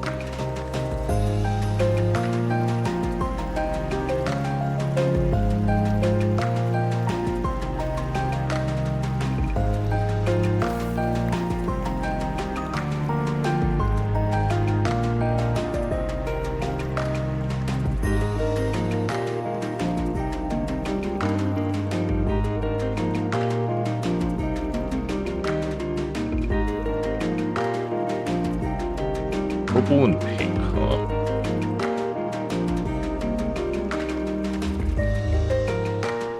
There's purple. Do I have pink candy? I do.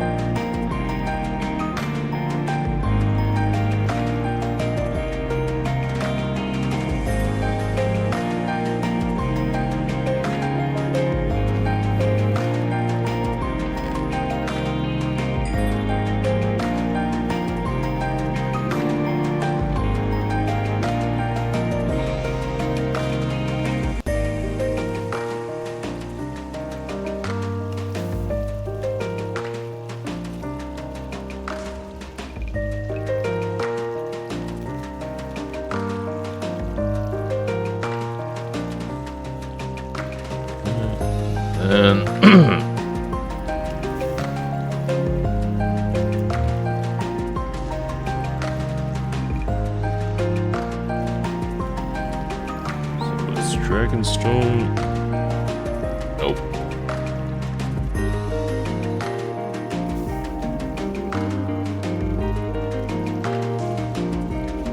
Spirit and a spirit.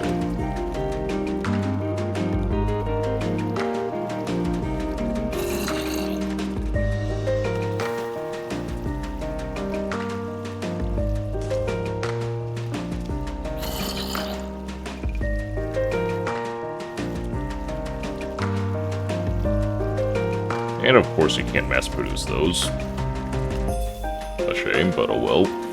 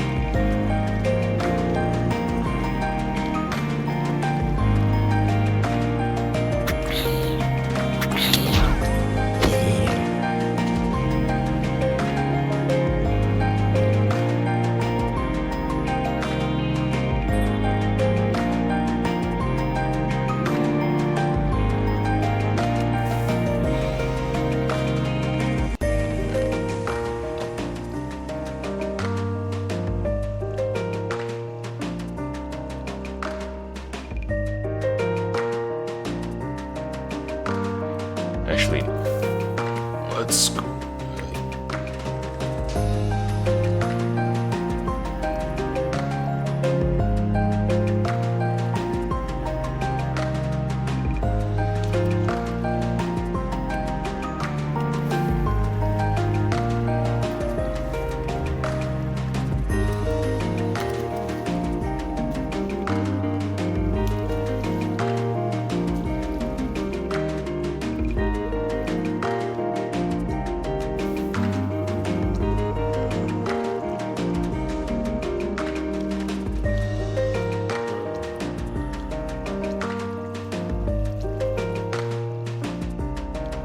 Spark that.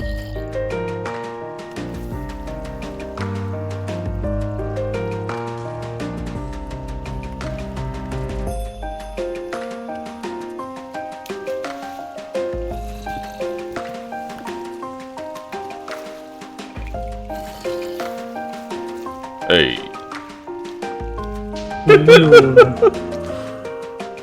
Look at that zombie trying its darndest to get to you, Servier.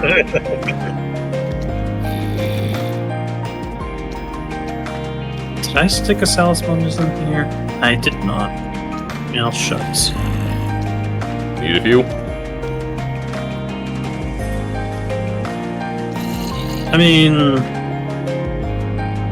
I suppose. Okay.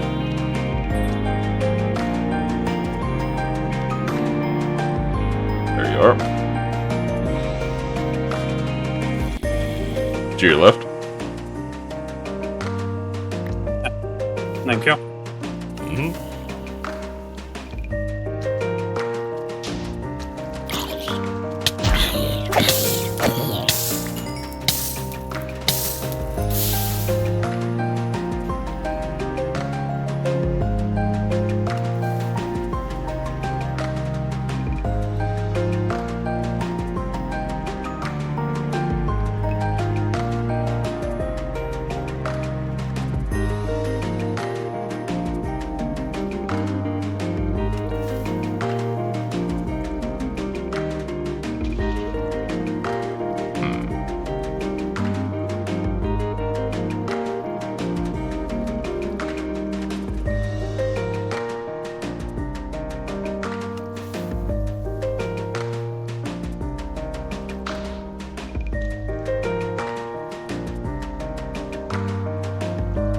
I'll worry about that later.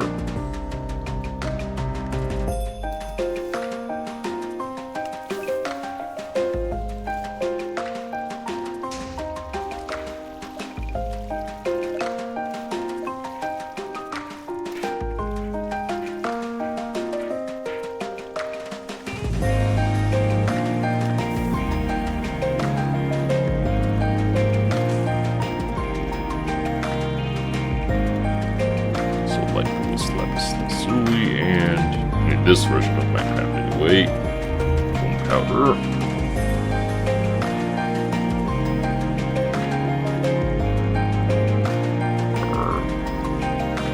Is it not?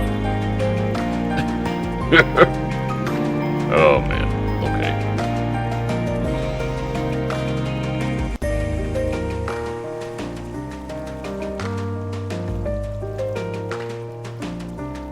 Wait, is that not how you make light blue in this? For what? Huh? Yeah. Man. What in the world?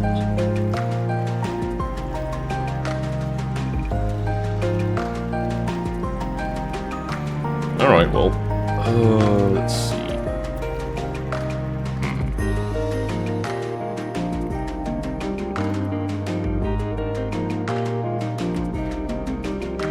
Does this staircase go down to bedrock by chance? Oh. Or close to it? Which staircase now? Oh, here.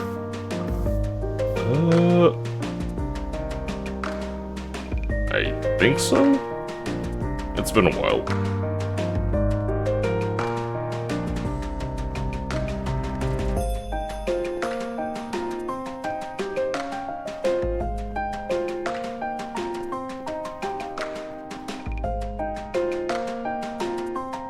Yeah, it's on Y11. Not as close as to bedrock as the Ember space, but close enough. It's not meeting the unlock conditions for Oromancy for some reason. Yeah, I think that has you go down to bedrock level.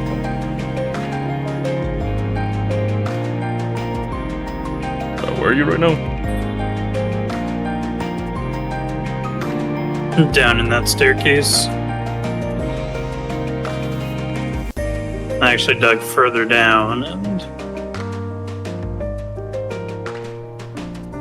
that didn't do it either. What?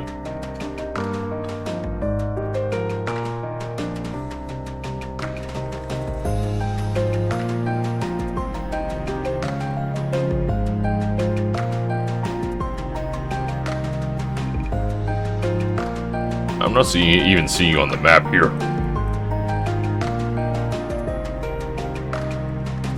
I did just come back up.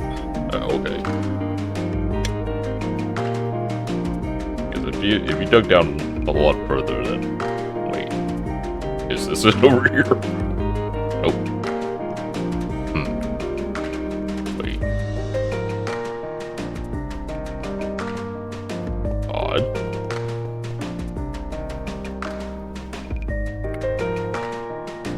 I don't think Marble's supposed to be auto-deleted by this pickaxe.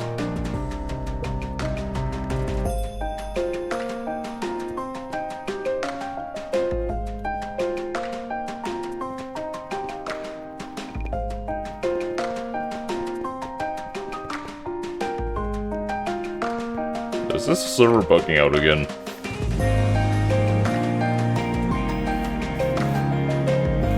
Wonder. Because I was seeing a bunch of blue sparkles on things that I've already scanned. Oh dear. Should I just take a bit and refresh the server then? That might be for the best. Okay. Because actually scanning new things isn't letting me scan them. Of course. Alright. Just got a little bit of that. Yeah, I'll just let you log off whenever you're ready.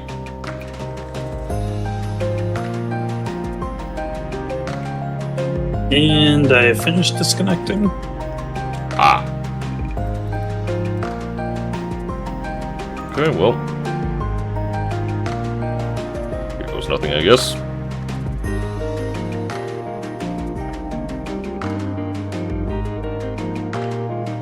Oh, good. It froze up. Oh no.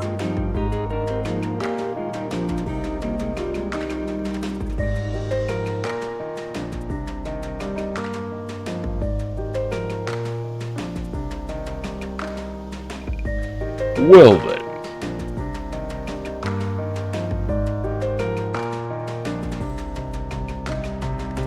Yep.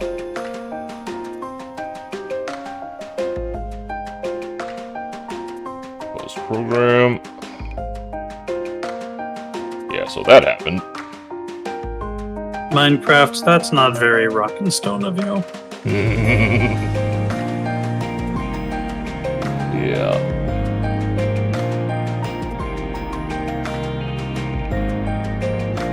So I get the feeling that Essential is more suited for hosting vanilla Minecraft where not much is going on.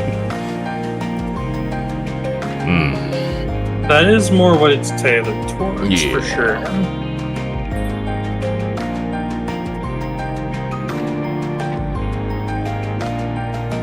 Which unfortunately means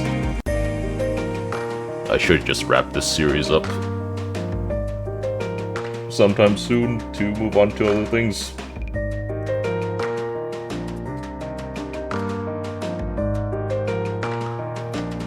I mean, you are right up towards the end. Yeah. To be fair.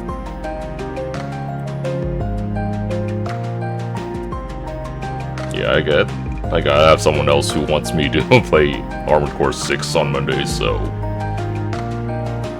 that'll be a thing soon, I hope. That does sound like a fair bit of fun. Hopefully, I mean, usually I don't usually gravitate towards difficult games, but well, we'll see. It is gonna be my first FromSoft title too, so there's that. This world. Next. There we are.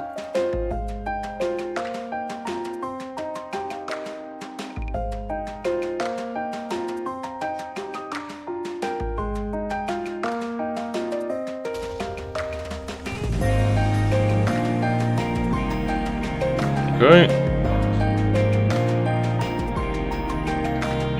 Oh, wow. Wow, what?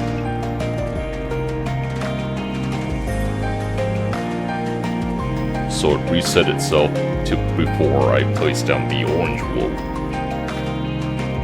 Oh gosh.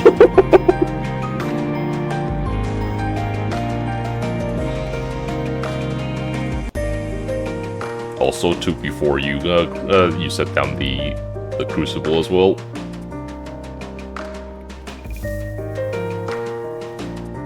So yeah, that might be that might affect a fair few things. Yeah.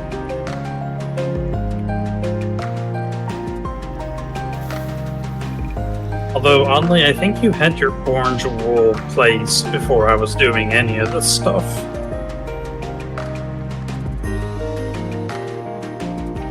Well, whatever it is, the orange wool's gone, and your stuff is still here, so shenanigans are abound.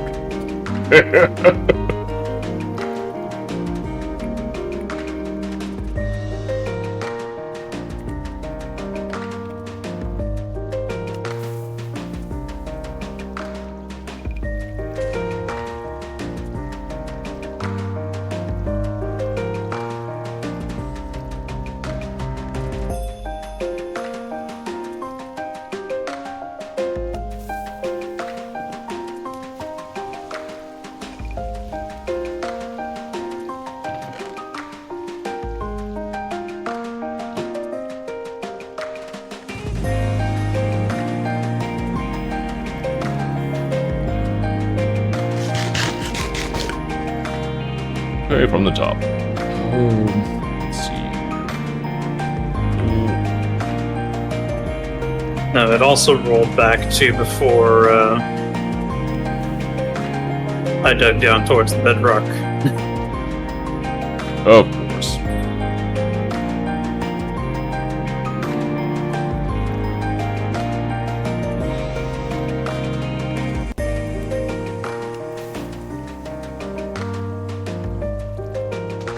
Would you need that crystal pouch again or no? I still have it actually. Okay.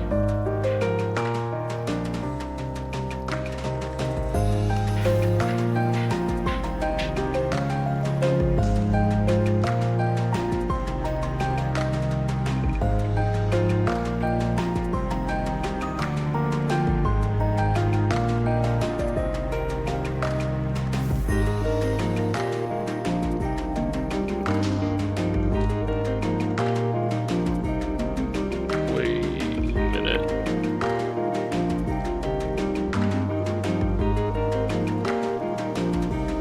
Huh. So this is weird. I'm pretty sure me unlocking the magenta wool and the transmutation tablet was after the hang up. But apparently that's saved in the list of recipes, whereas the stuff in the world didn't. Oh man.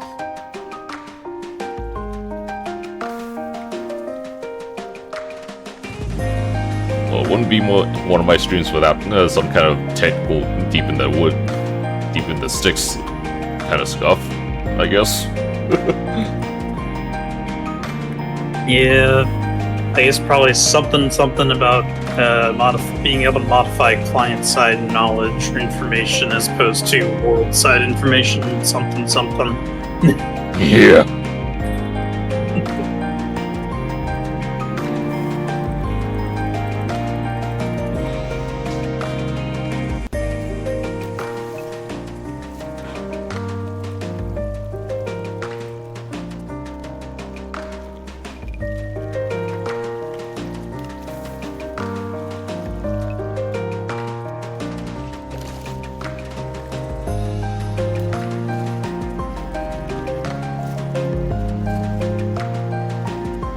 Oh, wait a minute. Hmm? It wasn't this version of Thumbcraft that I've gone through to the end game of. Ah. I think it was Thumbcraft 3 that I got to the end game of. Yeah, that's a ways away.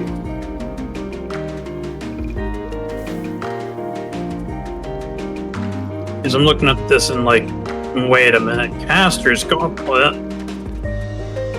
I know I've made one of those before, but I don't think I made it to the end game with Caster's Gauntlets.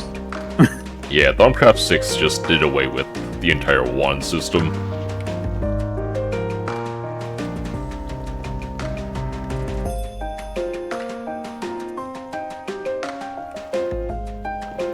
Let's see here.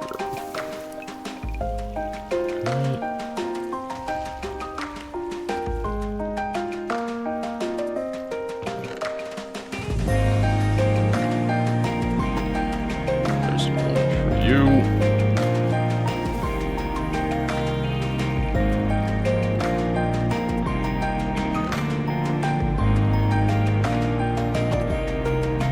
And there's magenta.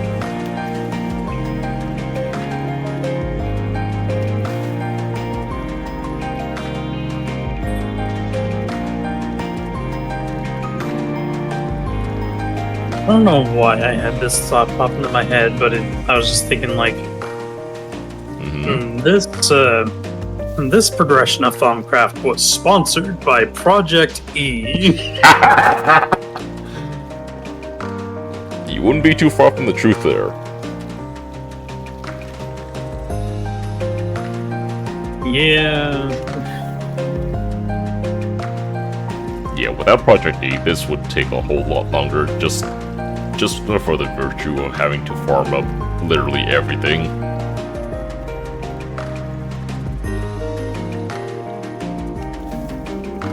Let's see here. Elephant tomato spreader. Oh yeah, and a pool too.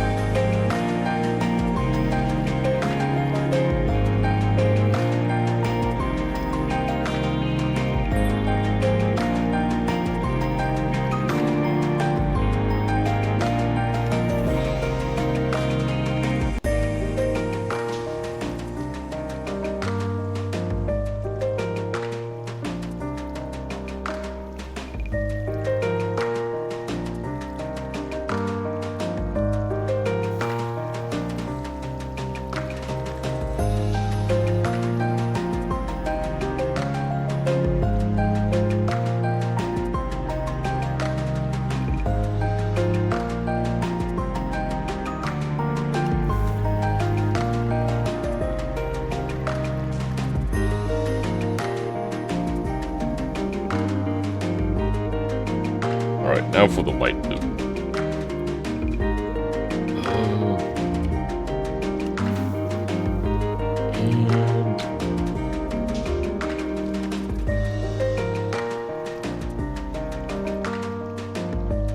There we are.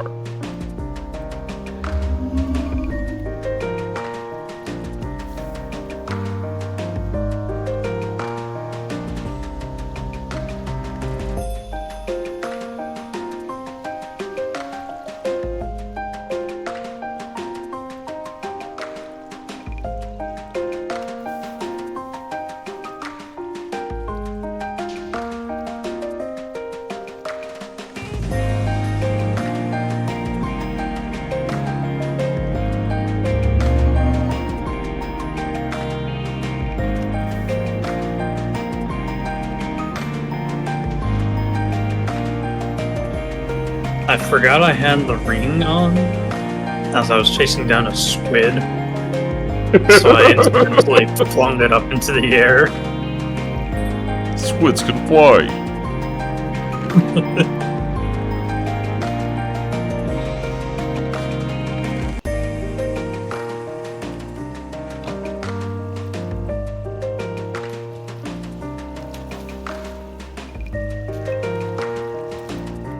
And now we're on to yellow.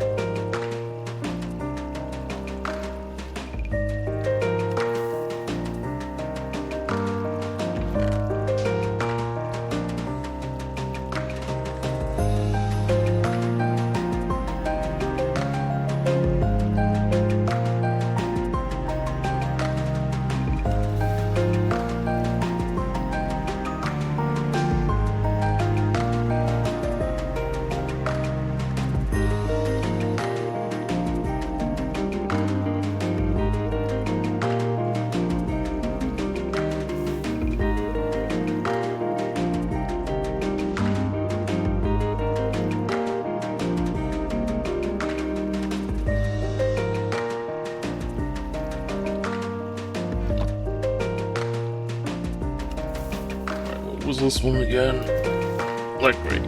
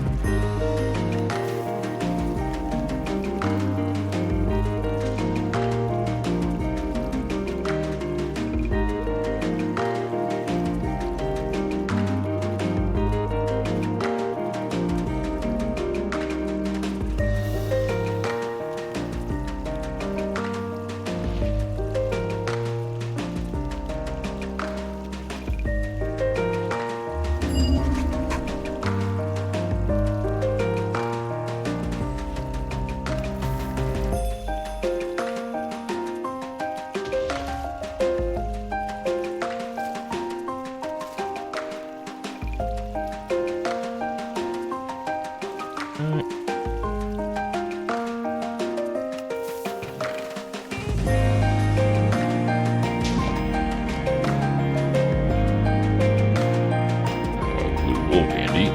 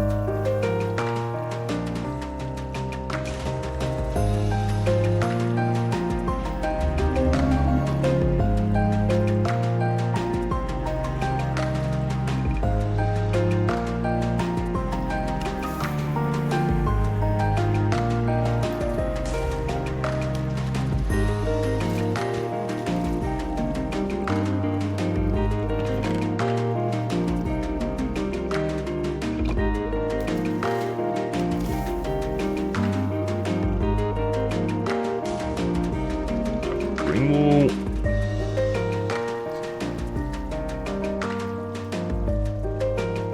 They had that handy too.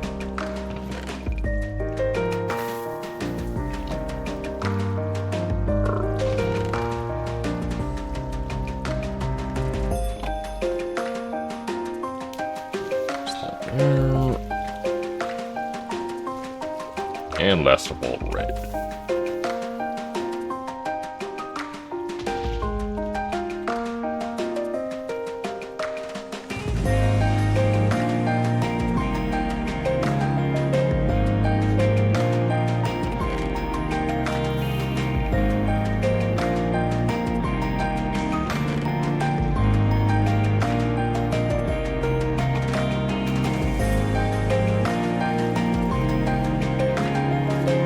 Wait a minute.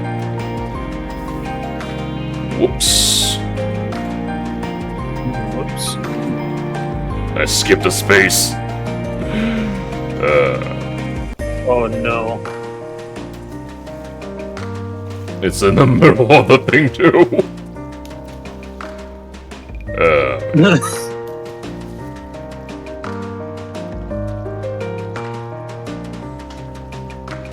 Why do I do this to myself?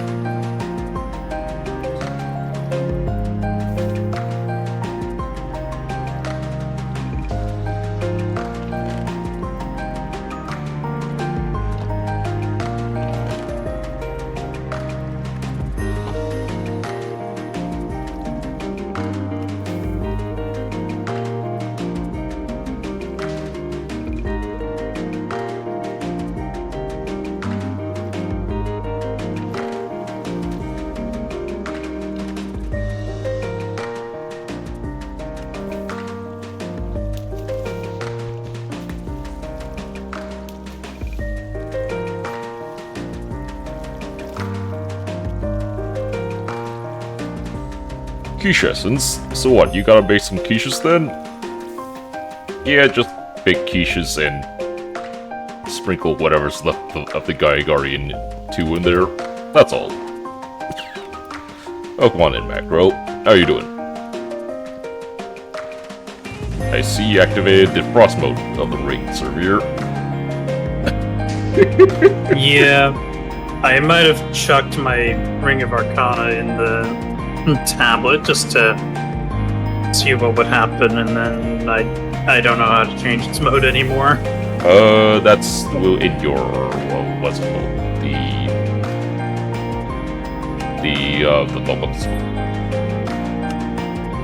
The control settings. Go down to the very end, and it's under change mode. Oh. Yeah.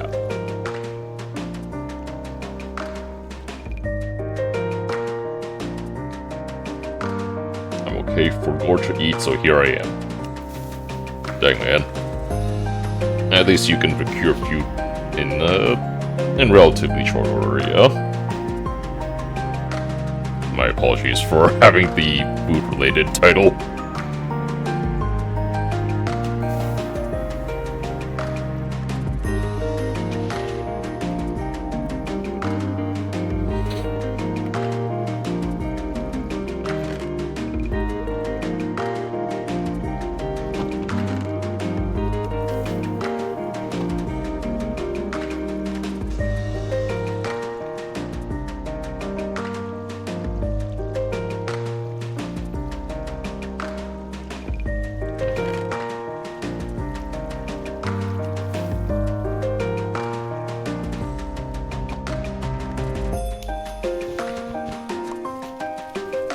Oh dear.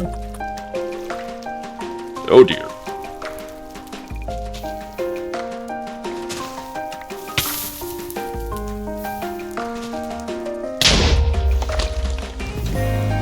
Yeah, that's a little concerning.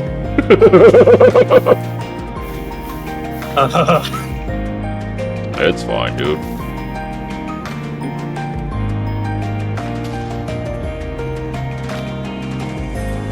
All good over here.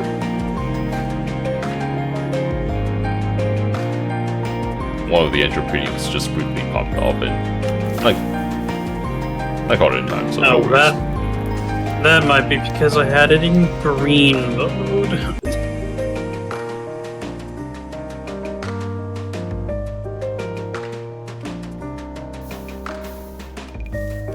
Oh wait a minute! I can scan fire.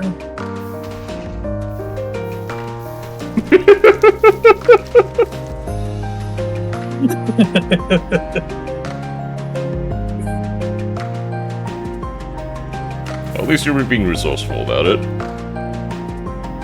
I was over here ready to just cut the entire tree down, but yeah.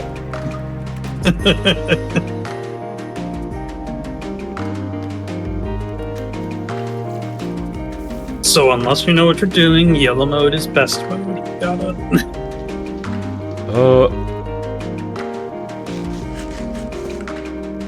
I don't know. When I was wearing the Ring of Arcana, like in the periods before stream, the projectile ward was just making the entire mana bursts here just fly all over the place.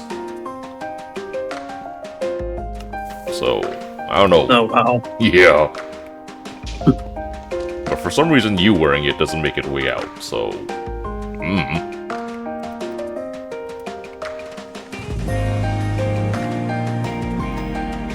Yes. Oh, hang on. Why is this full?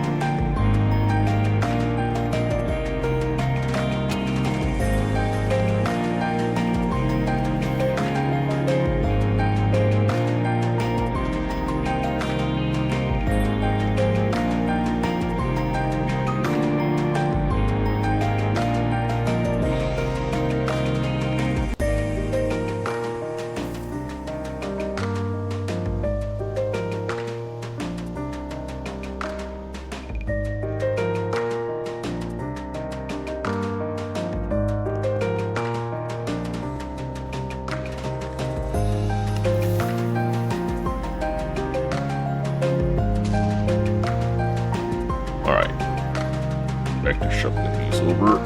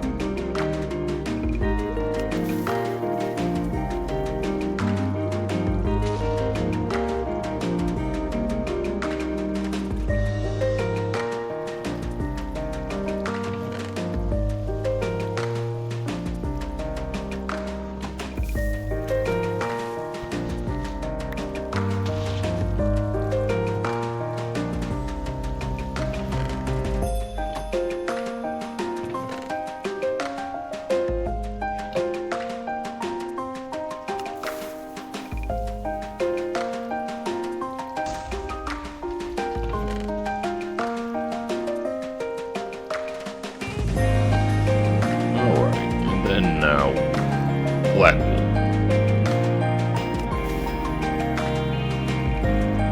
Oh, not a dark matter block.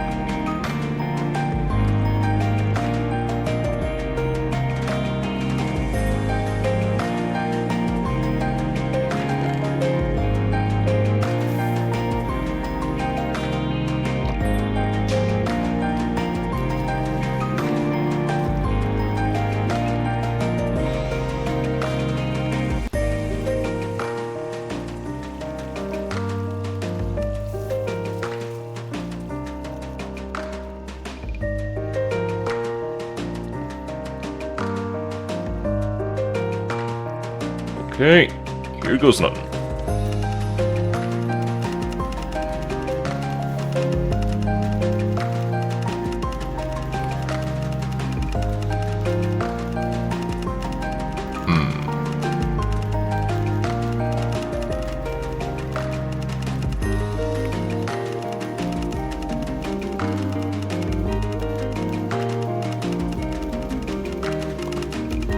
No, no, no, no.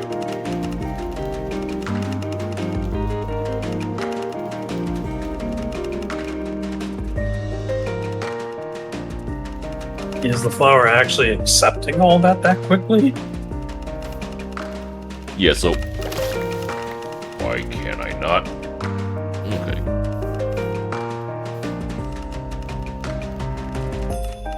So, flower intake doesn't quite matter.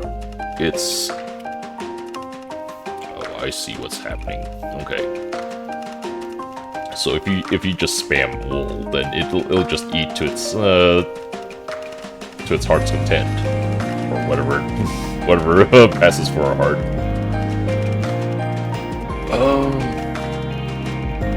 The main issue is how do you get it to get the proper wool in the correct time frame. And so what I might be getting at here is the ones on the edges might be out of sync, so I might be eating some loss here. Let's see.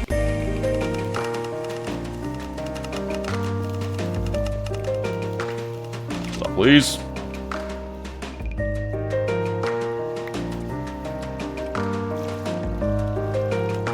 You could definitely modulate each individual repeater to have different delay.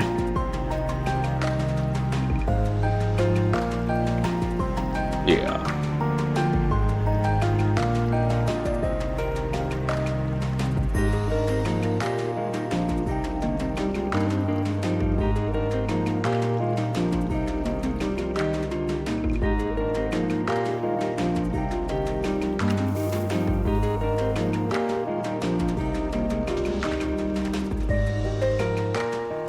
How's full delay sound here?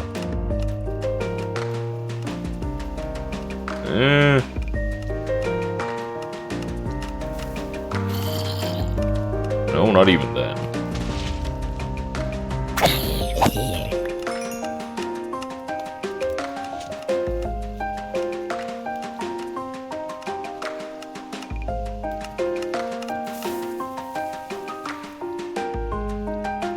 That's a little concerning. The one just landed on top of the Guyameda spreader. How? Minecraft physics. Okay.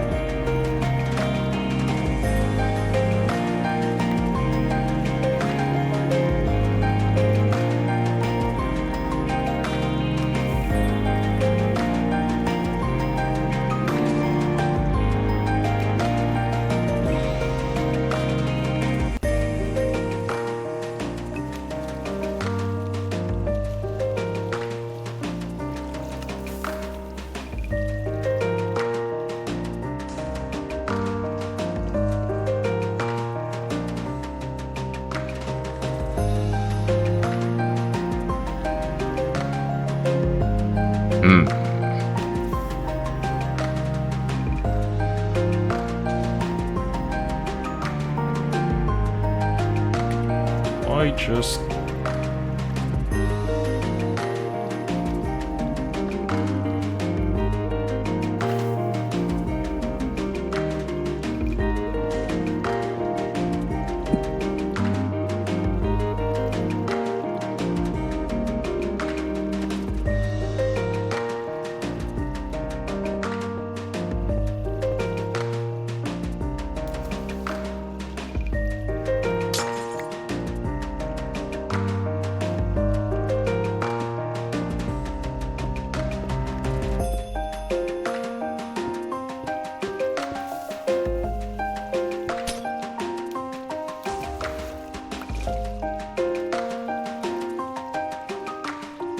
Does this work any better, I wonder?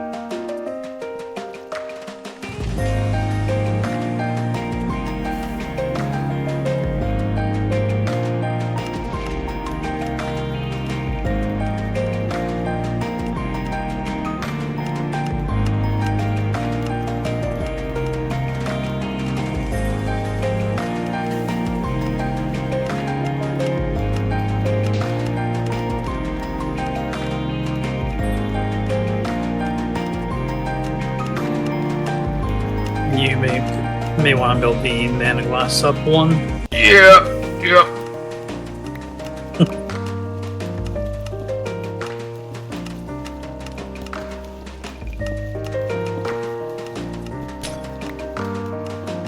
As soon as you said that, a couple just parked themselves on the ring.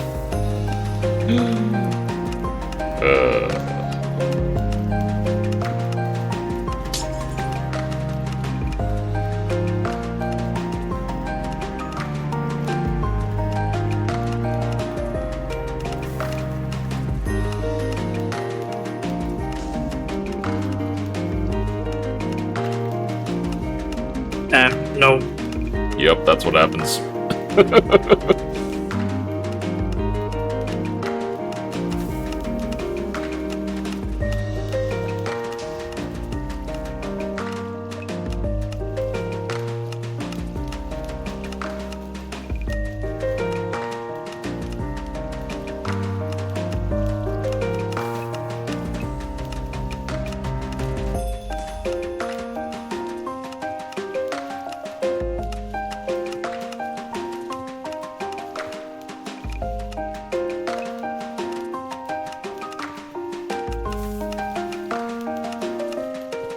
Alright, hold on a minute here.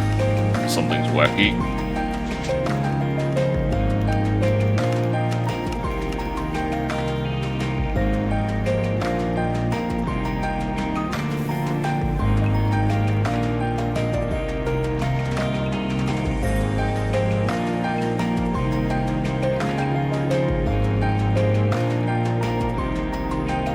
Is the flower not actually hooked up to the spreader, or?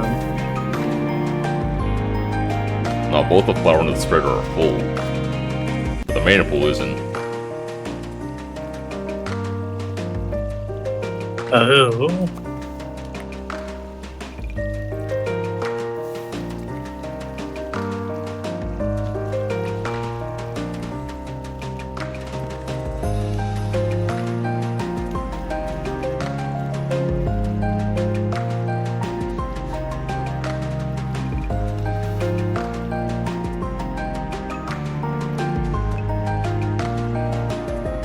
There we are.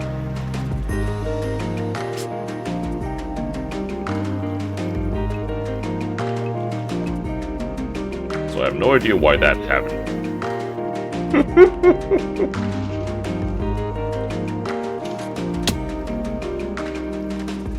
Alright, one more try.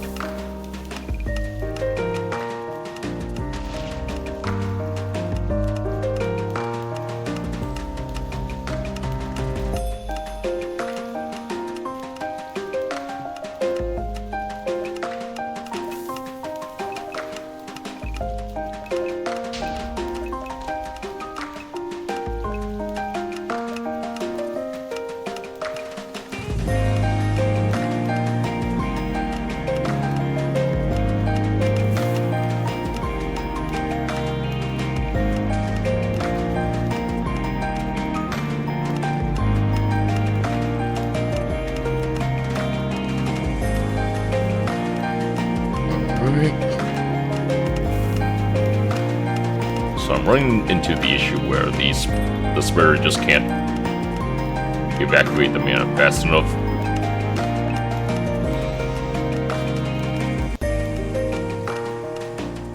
Really?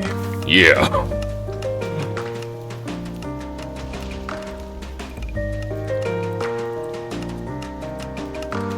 You might need to cook up a special mana list then.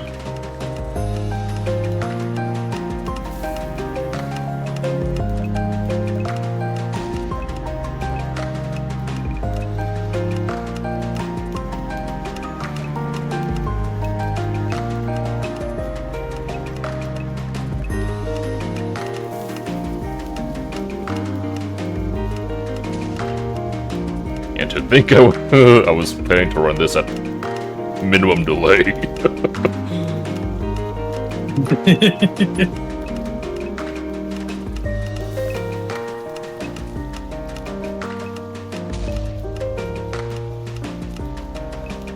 Turns out, too efficient. Yes.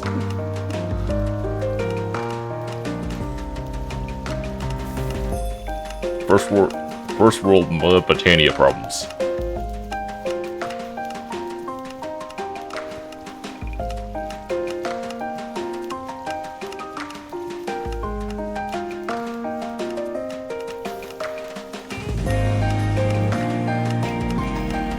Yeah, but at least with the velocity potency lens, it seems to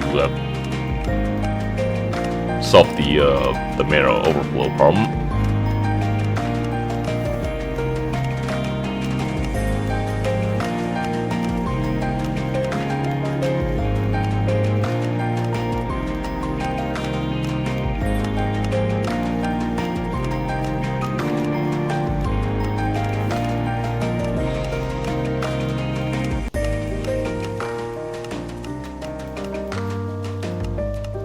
Although...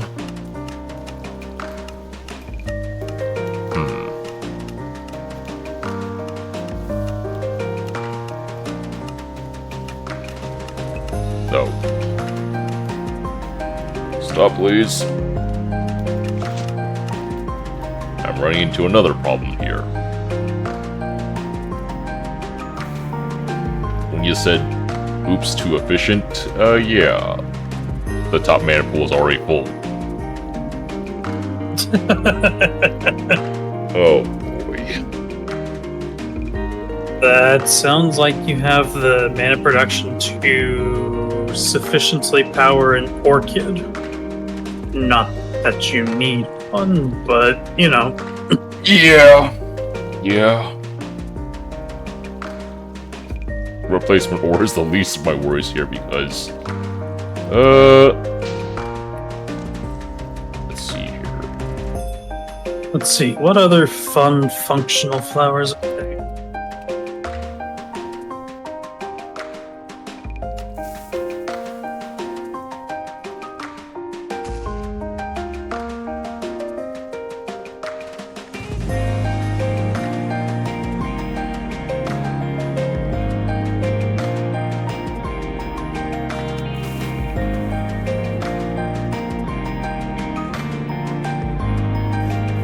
Because Do this exists. mystical flowers?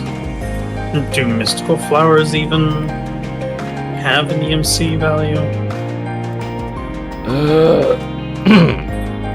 They do, but if you feed them in, you can't then take them back out. So for most intents and purposes, they can't be mass produced.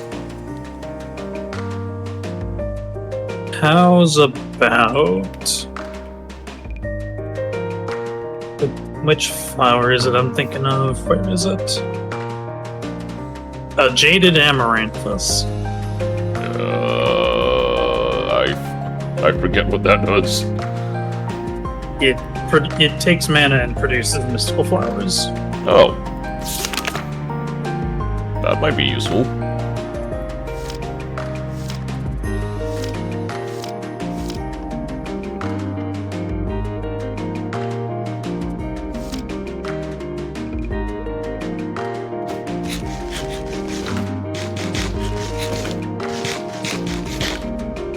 But yeah. When you said ore replacement problems, there's this. Oh.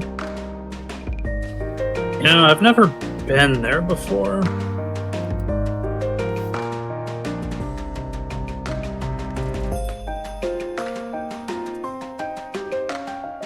It sure takes a while to go there, huh? Yeah. For good reason, too.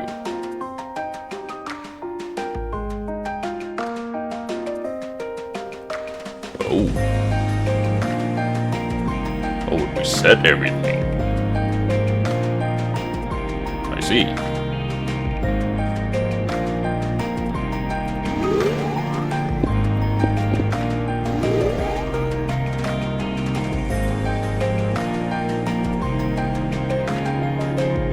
So I've been into this realm before, but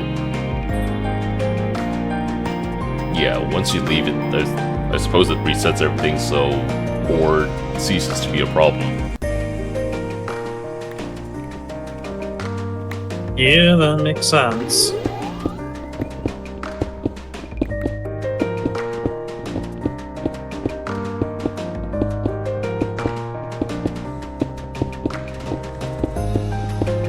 I wonder if the server is gonna behave with all the block breaking I'm doing.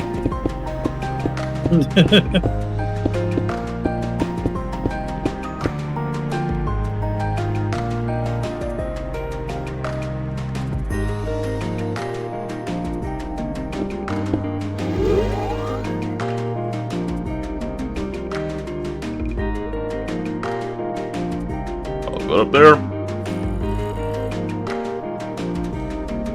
Yeah.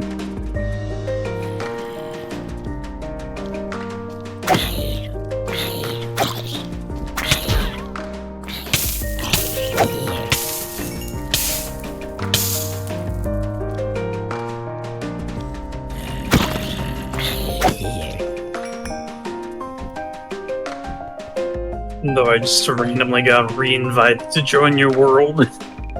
Ah. In the deep dark, mining it.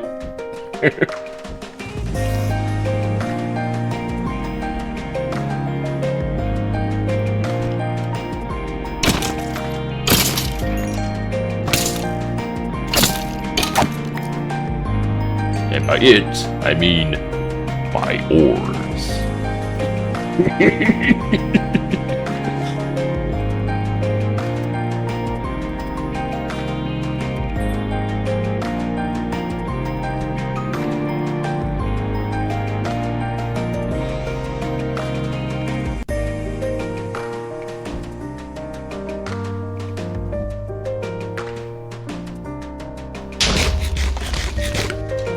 Was that a creeper? It was. Ah.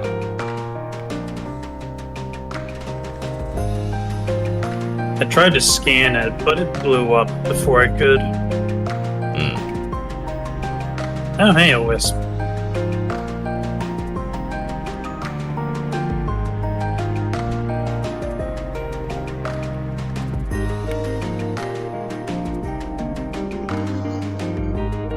There we go. It might be coming down to attack me. I don't know for sure. I can't get deep Hard to dark on tell my with them. Minecraft world yet. It's on tier 9 planet. Oh dear.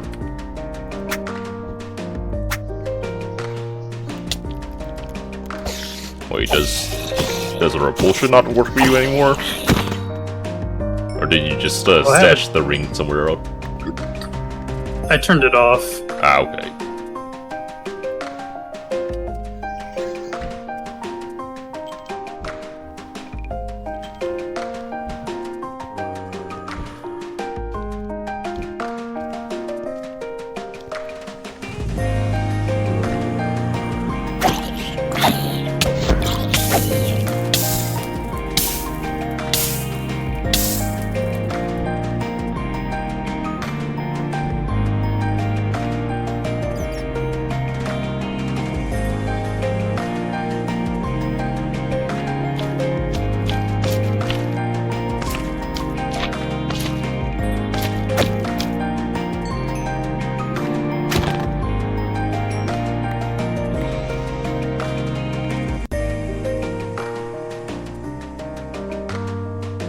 I think I lost you again.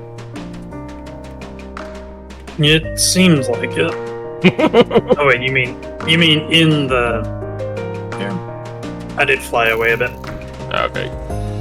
Just remember that if you stay in the complete darkness too long, you start taking damage at a worrying rate. If you haven't seen that already. I had heard about that, but never really experienced it for myself.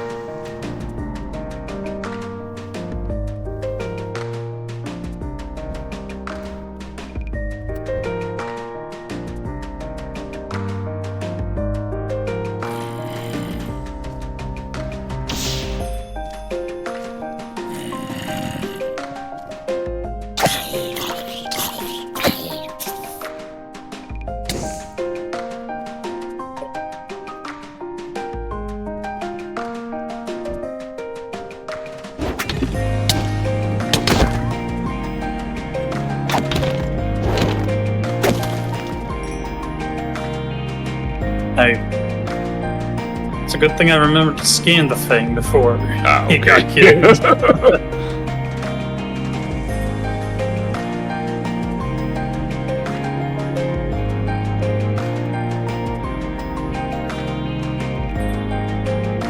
I guess the ores aren't really around this level, are they? No, they're closer to this dimension's bedrock level as well.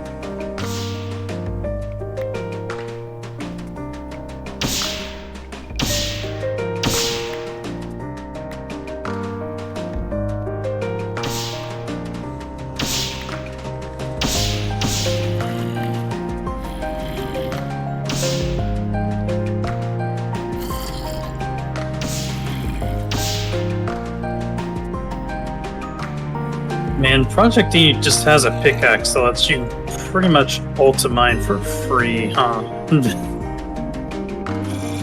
That's not even the strongest pickaxe there is.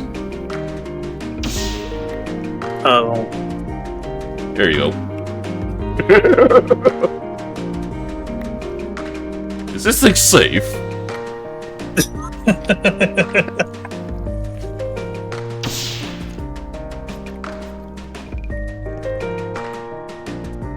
Oh, goodness. So look at the map view and just how huge is this thing?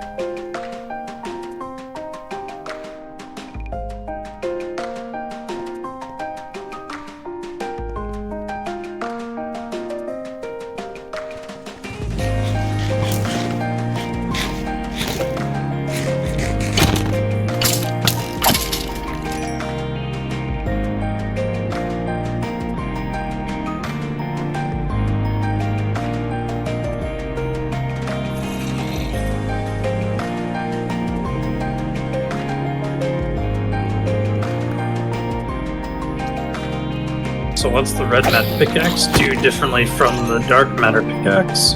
You know, I'm not too sure myself.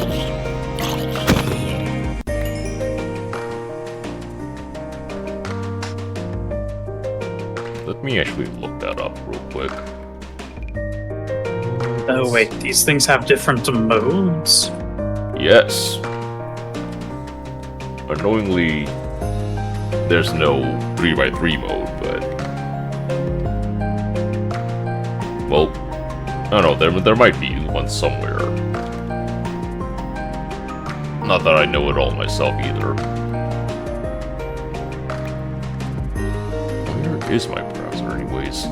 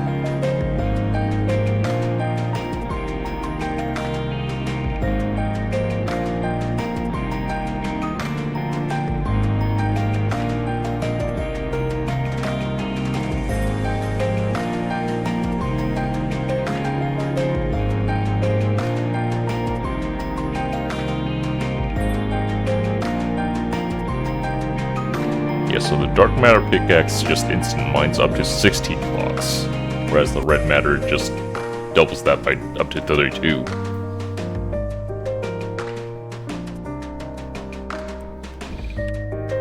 Good to know.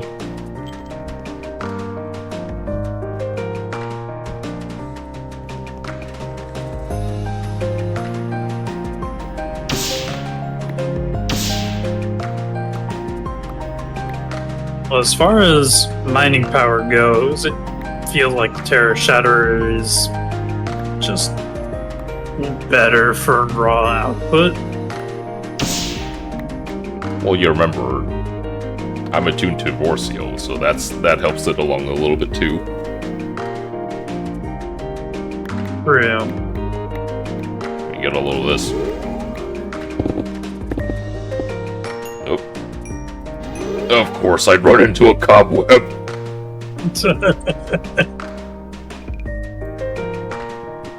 There we are. But yeah, with the Vorcio attunement, I can just... as fast as I'm running, too. Run into lava! Run into lava!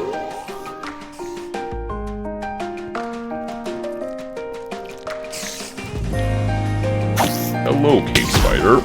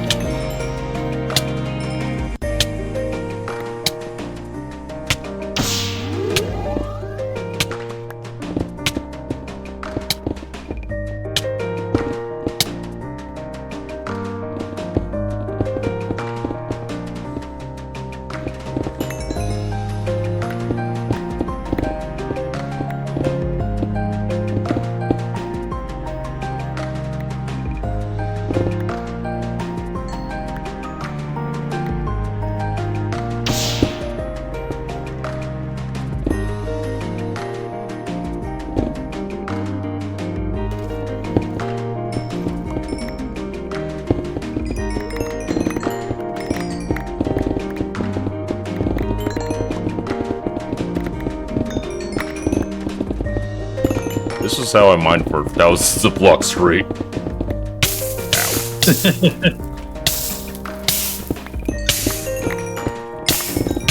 Hey, diamonds.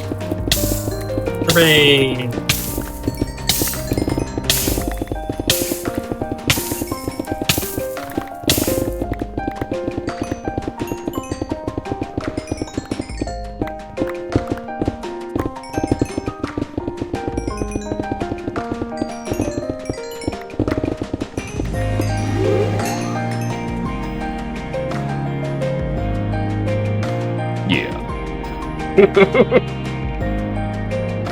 Do we maybe go back before we get humongously lost? Let's see.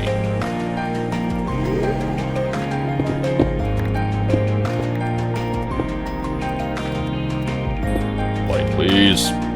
Thank you.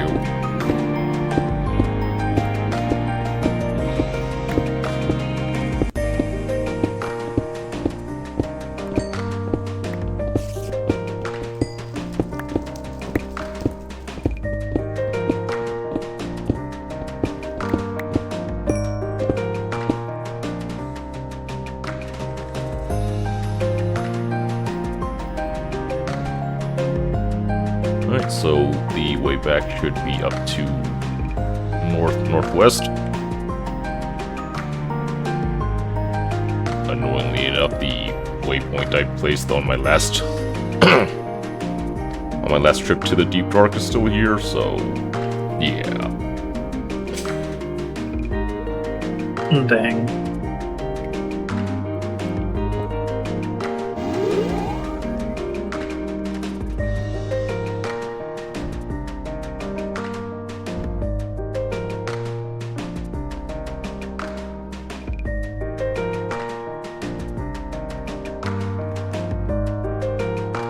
Could be up this way.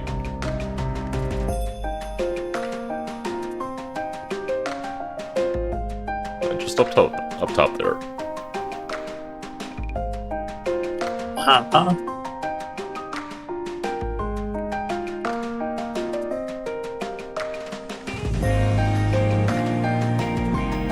Also, if you're curious, there's an infusion enchantment on Thaumcraft that just lets you place, well, lets you just place lights with just mining. called, where is it?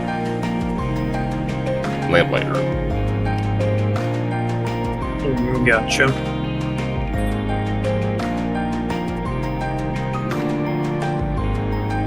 Have you found a structure yet? Not in Deep Dark, no. Well, aside from that abandoned mine shaft that we were in.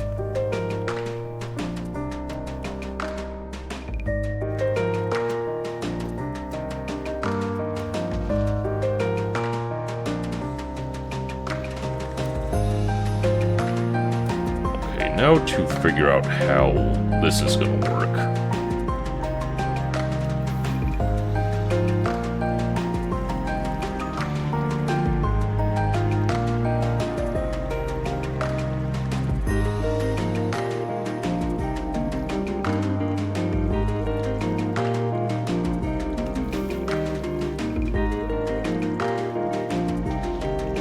Also, how are these doing?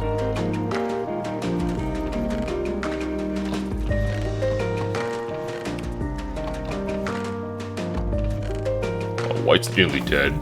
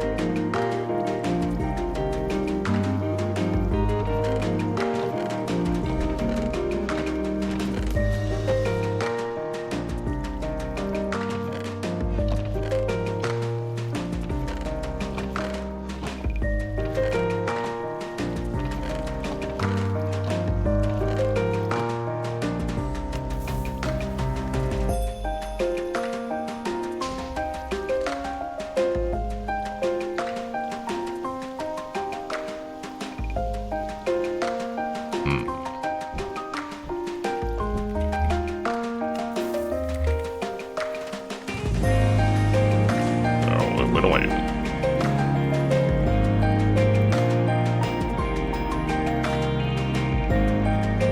Good question. Here,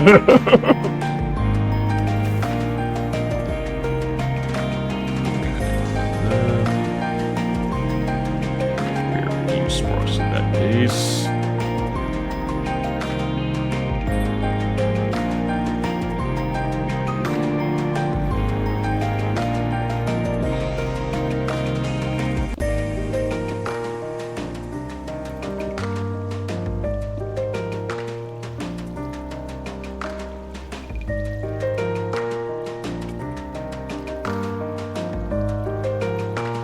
Spark everything up.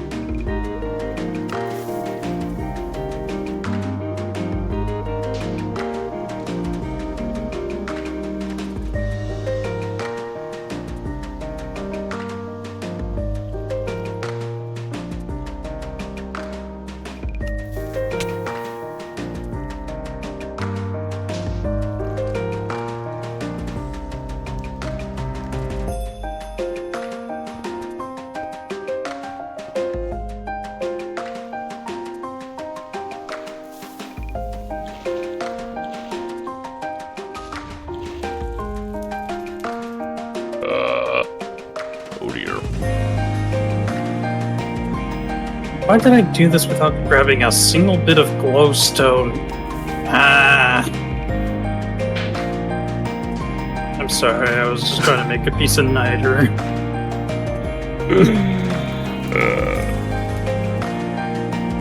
Here you are.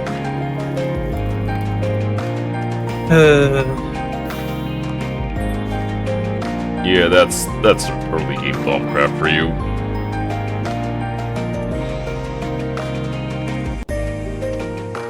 Yeah.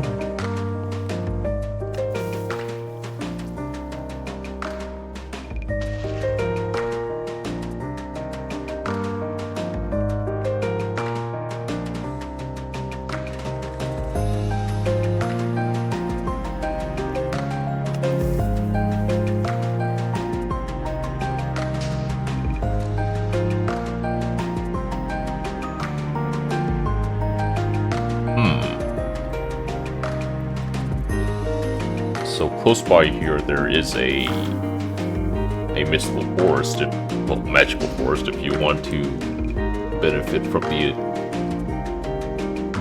the increased V that is associated with that biome.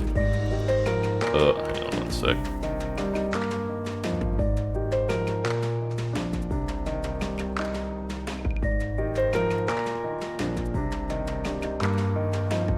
And over there is just there just so happens to be an underwater monument there, along with a sussy looking island. Not gonna lie.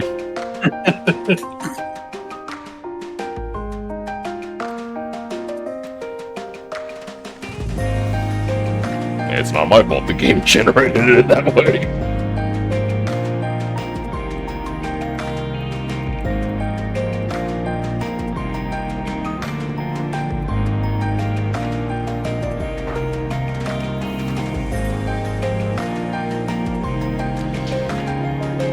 Yeah, how the heck am I gonna manage this?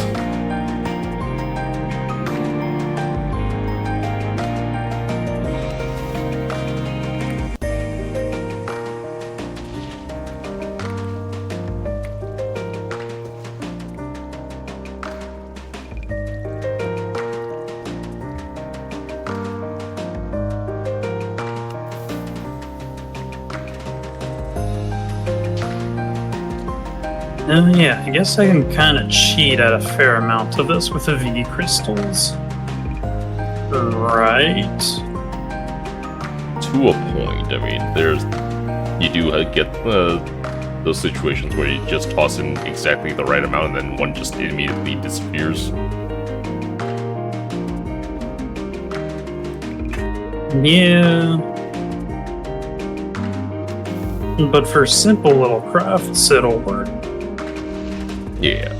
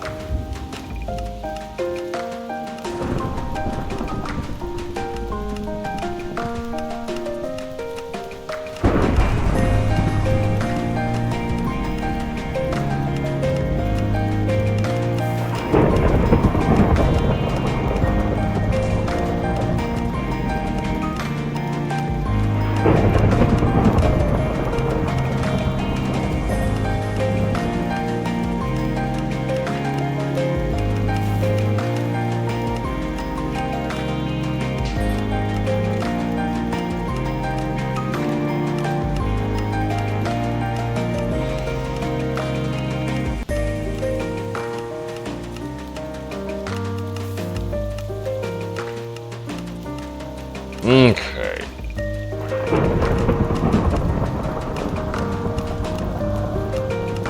So annoyingly enough, this thing does skip a few cycles every now and then.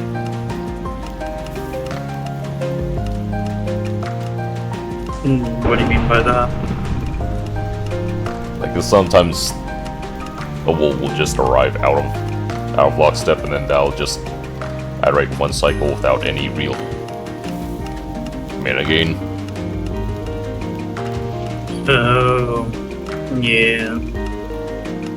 I mean, the thing still works, and it produces mana like a beast still.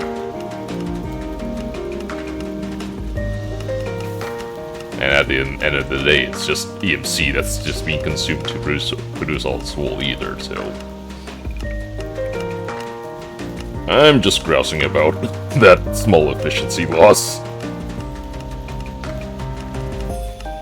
I mean, that's totally fair.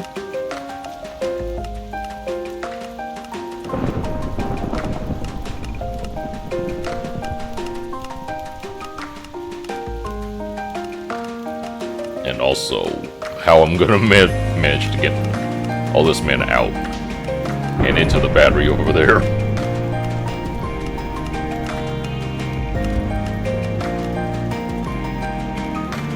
Yeah, that is quite the question.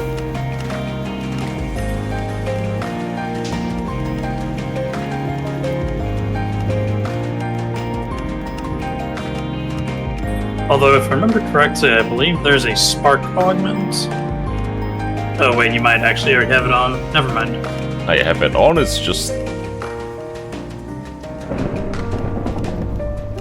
So at present right now, I have recessive on that central mana pool, which is feeding all the intermediate ones here. All the normal ones, and then the dominant one here, which is already full up. yeah. And since it's within range of the ones over there, it's feeding into those ones too.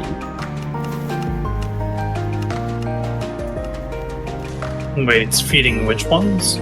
The ones from the interpinium are feeding this one, and the intermediate ones over there too. I don't know that. Man, I need a Britannia book. Let me cook one up. There you are. And then just chuck it into the Alpine portal over there.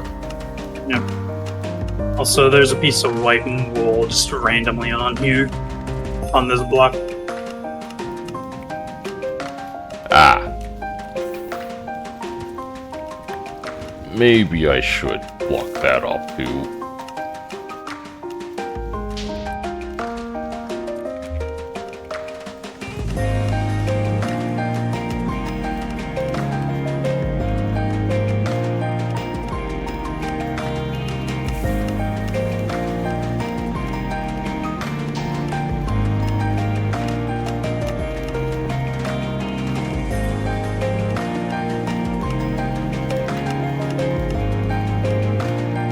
Oh, you weren't kidding. There are a few random errant blocks in the corners there too.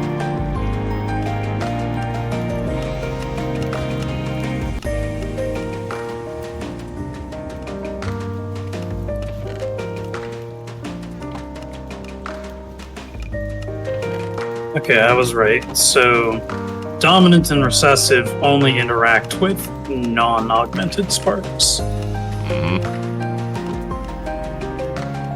So the recessive doesn't pour into the dominant, and dominant doesn't take away from recessive. Ah.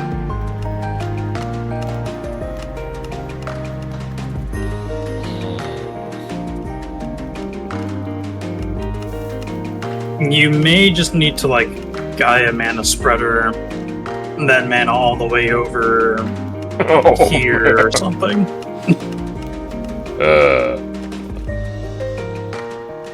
Well, You might have a little loss of mana because of that distance, but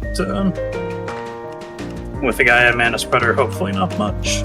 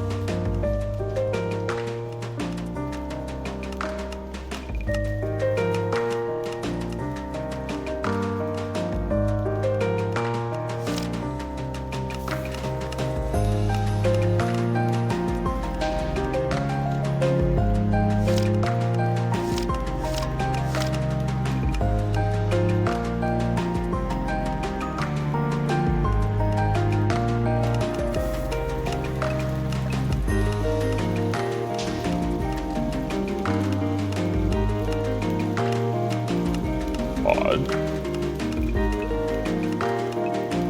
What?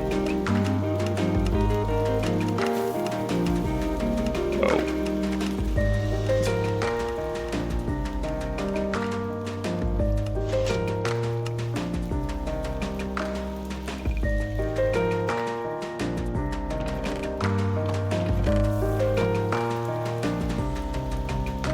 Wait a minute.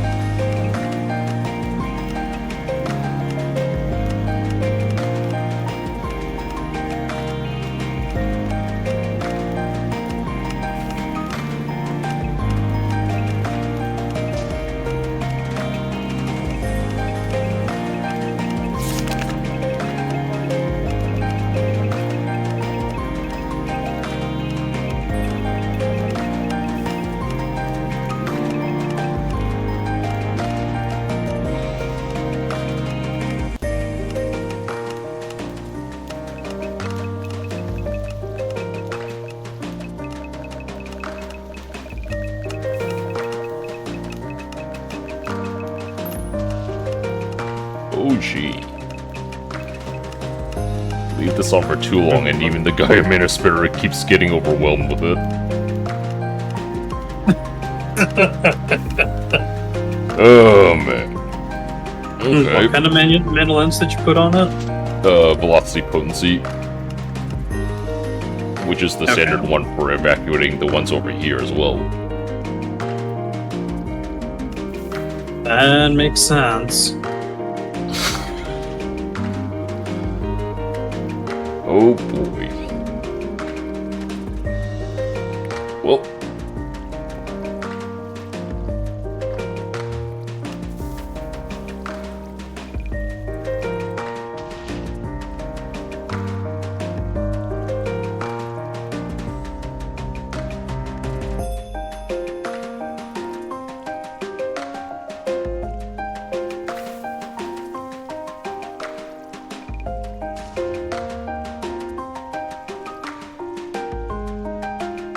And I found out about something a little funny you can make. I'm all ears. Some nightmare fuel. Ah, yeah.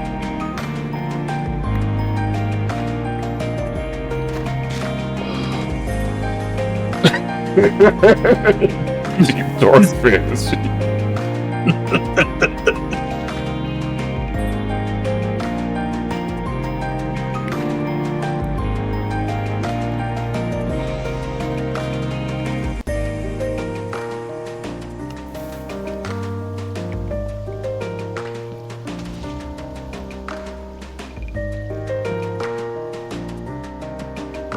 What's funny is that it actually applies a bad luck debuff. Mm-hmm.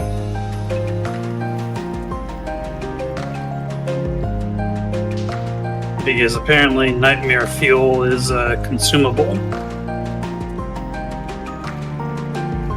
Wait a minute here.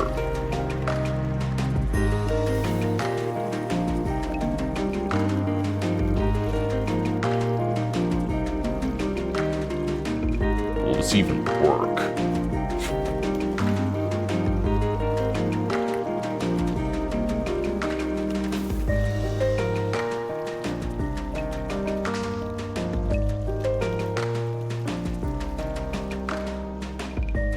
I don't remember if you can.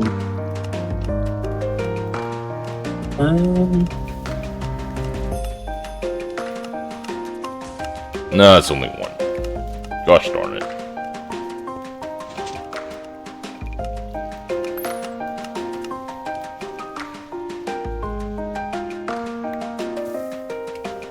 Well, so much for that idea.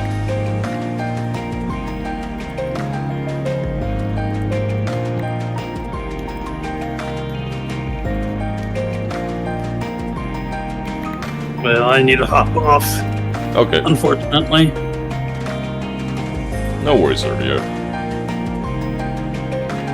Runes to spread the mana. Mind elaborating on that, Macro?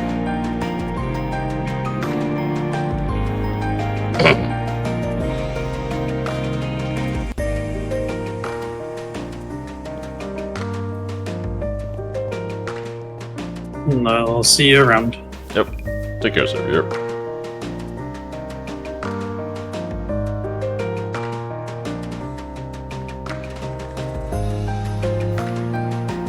If you're talking about spark augments, well...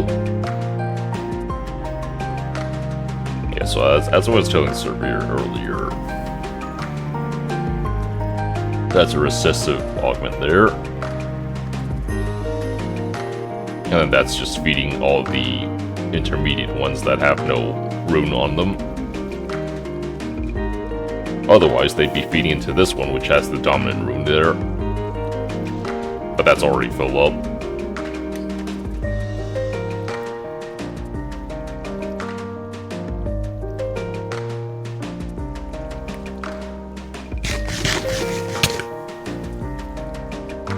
Trippy.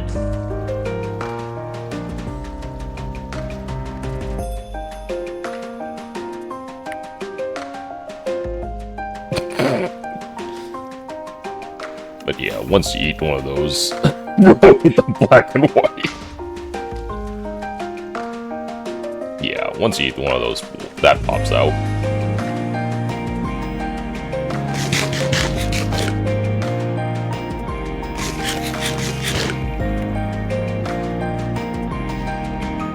You know what? I'll figure something out by next stream.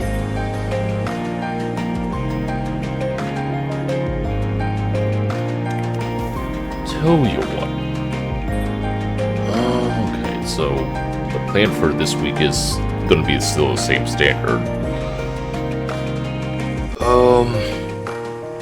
Valheim Wednesday will be pouring further into the Ashlands, and don't worry, I've recovered both of you guys' stuff.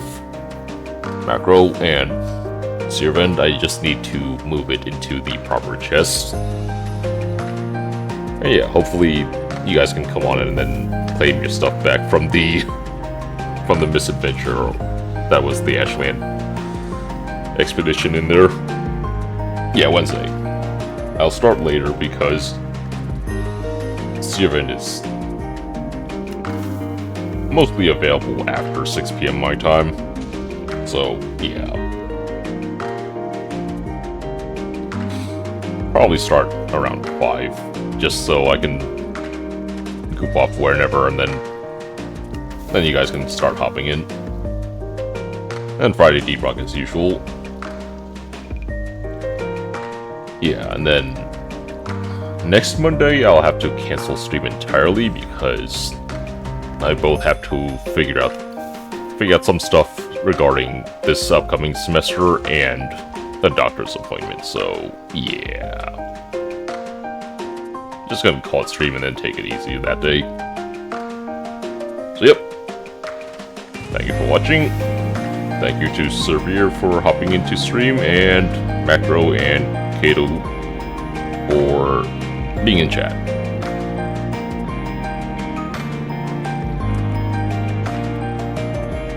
There's the Spectralis design, if you need. Let's see here. Do you want? Exactly. Well, hold on. Let me just raid out so that it saves you a click. Yeah. All right. Take care, guys. Bye bye.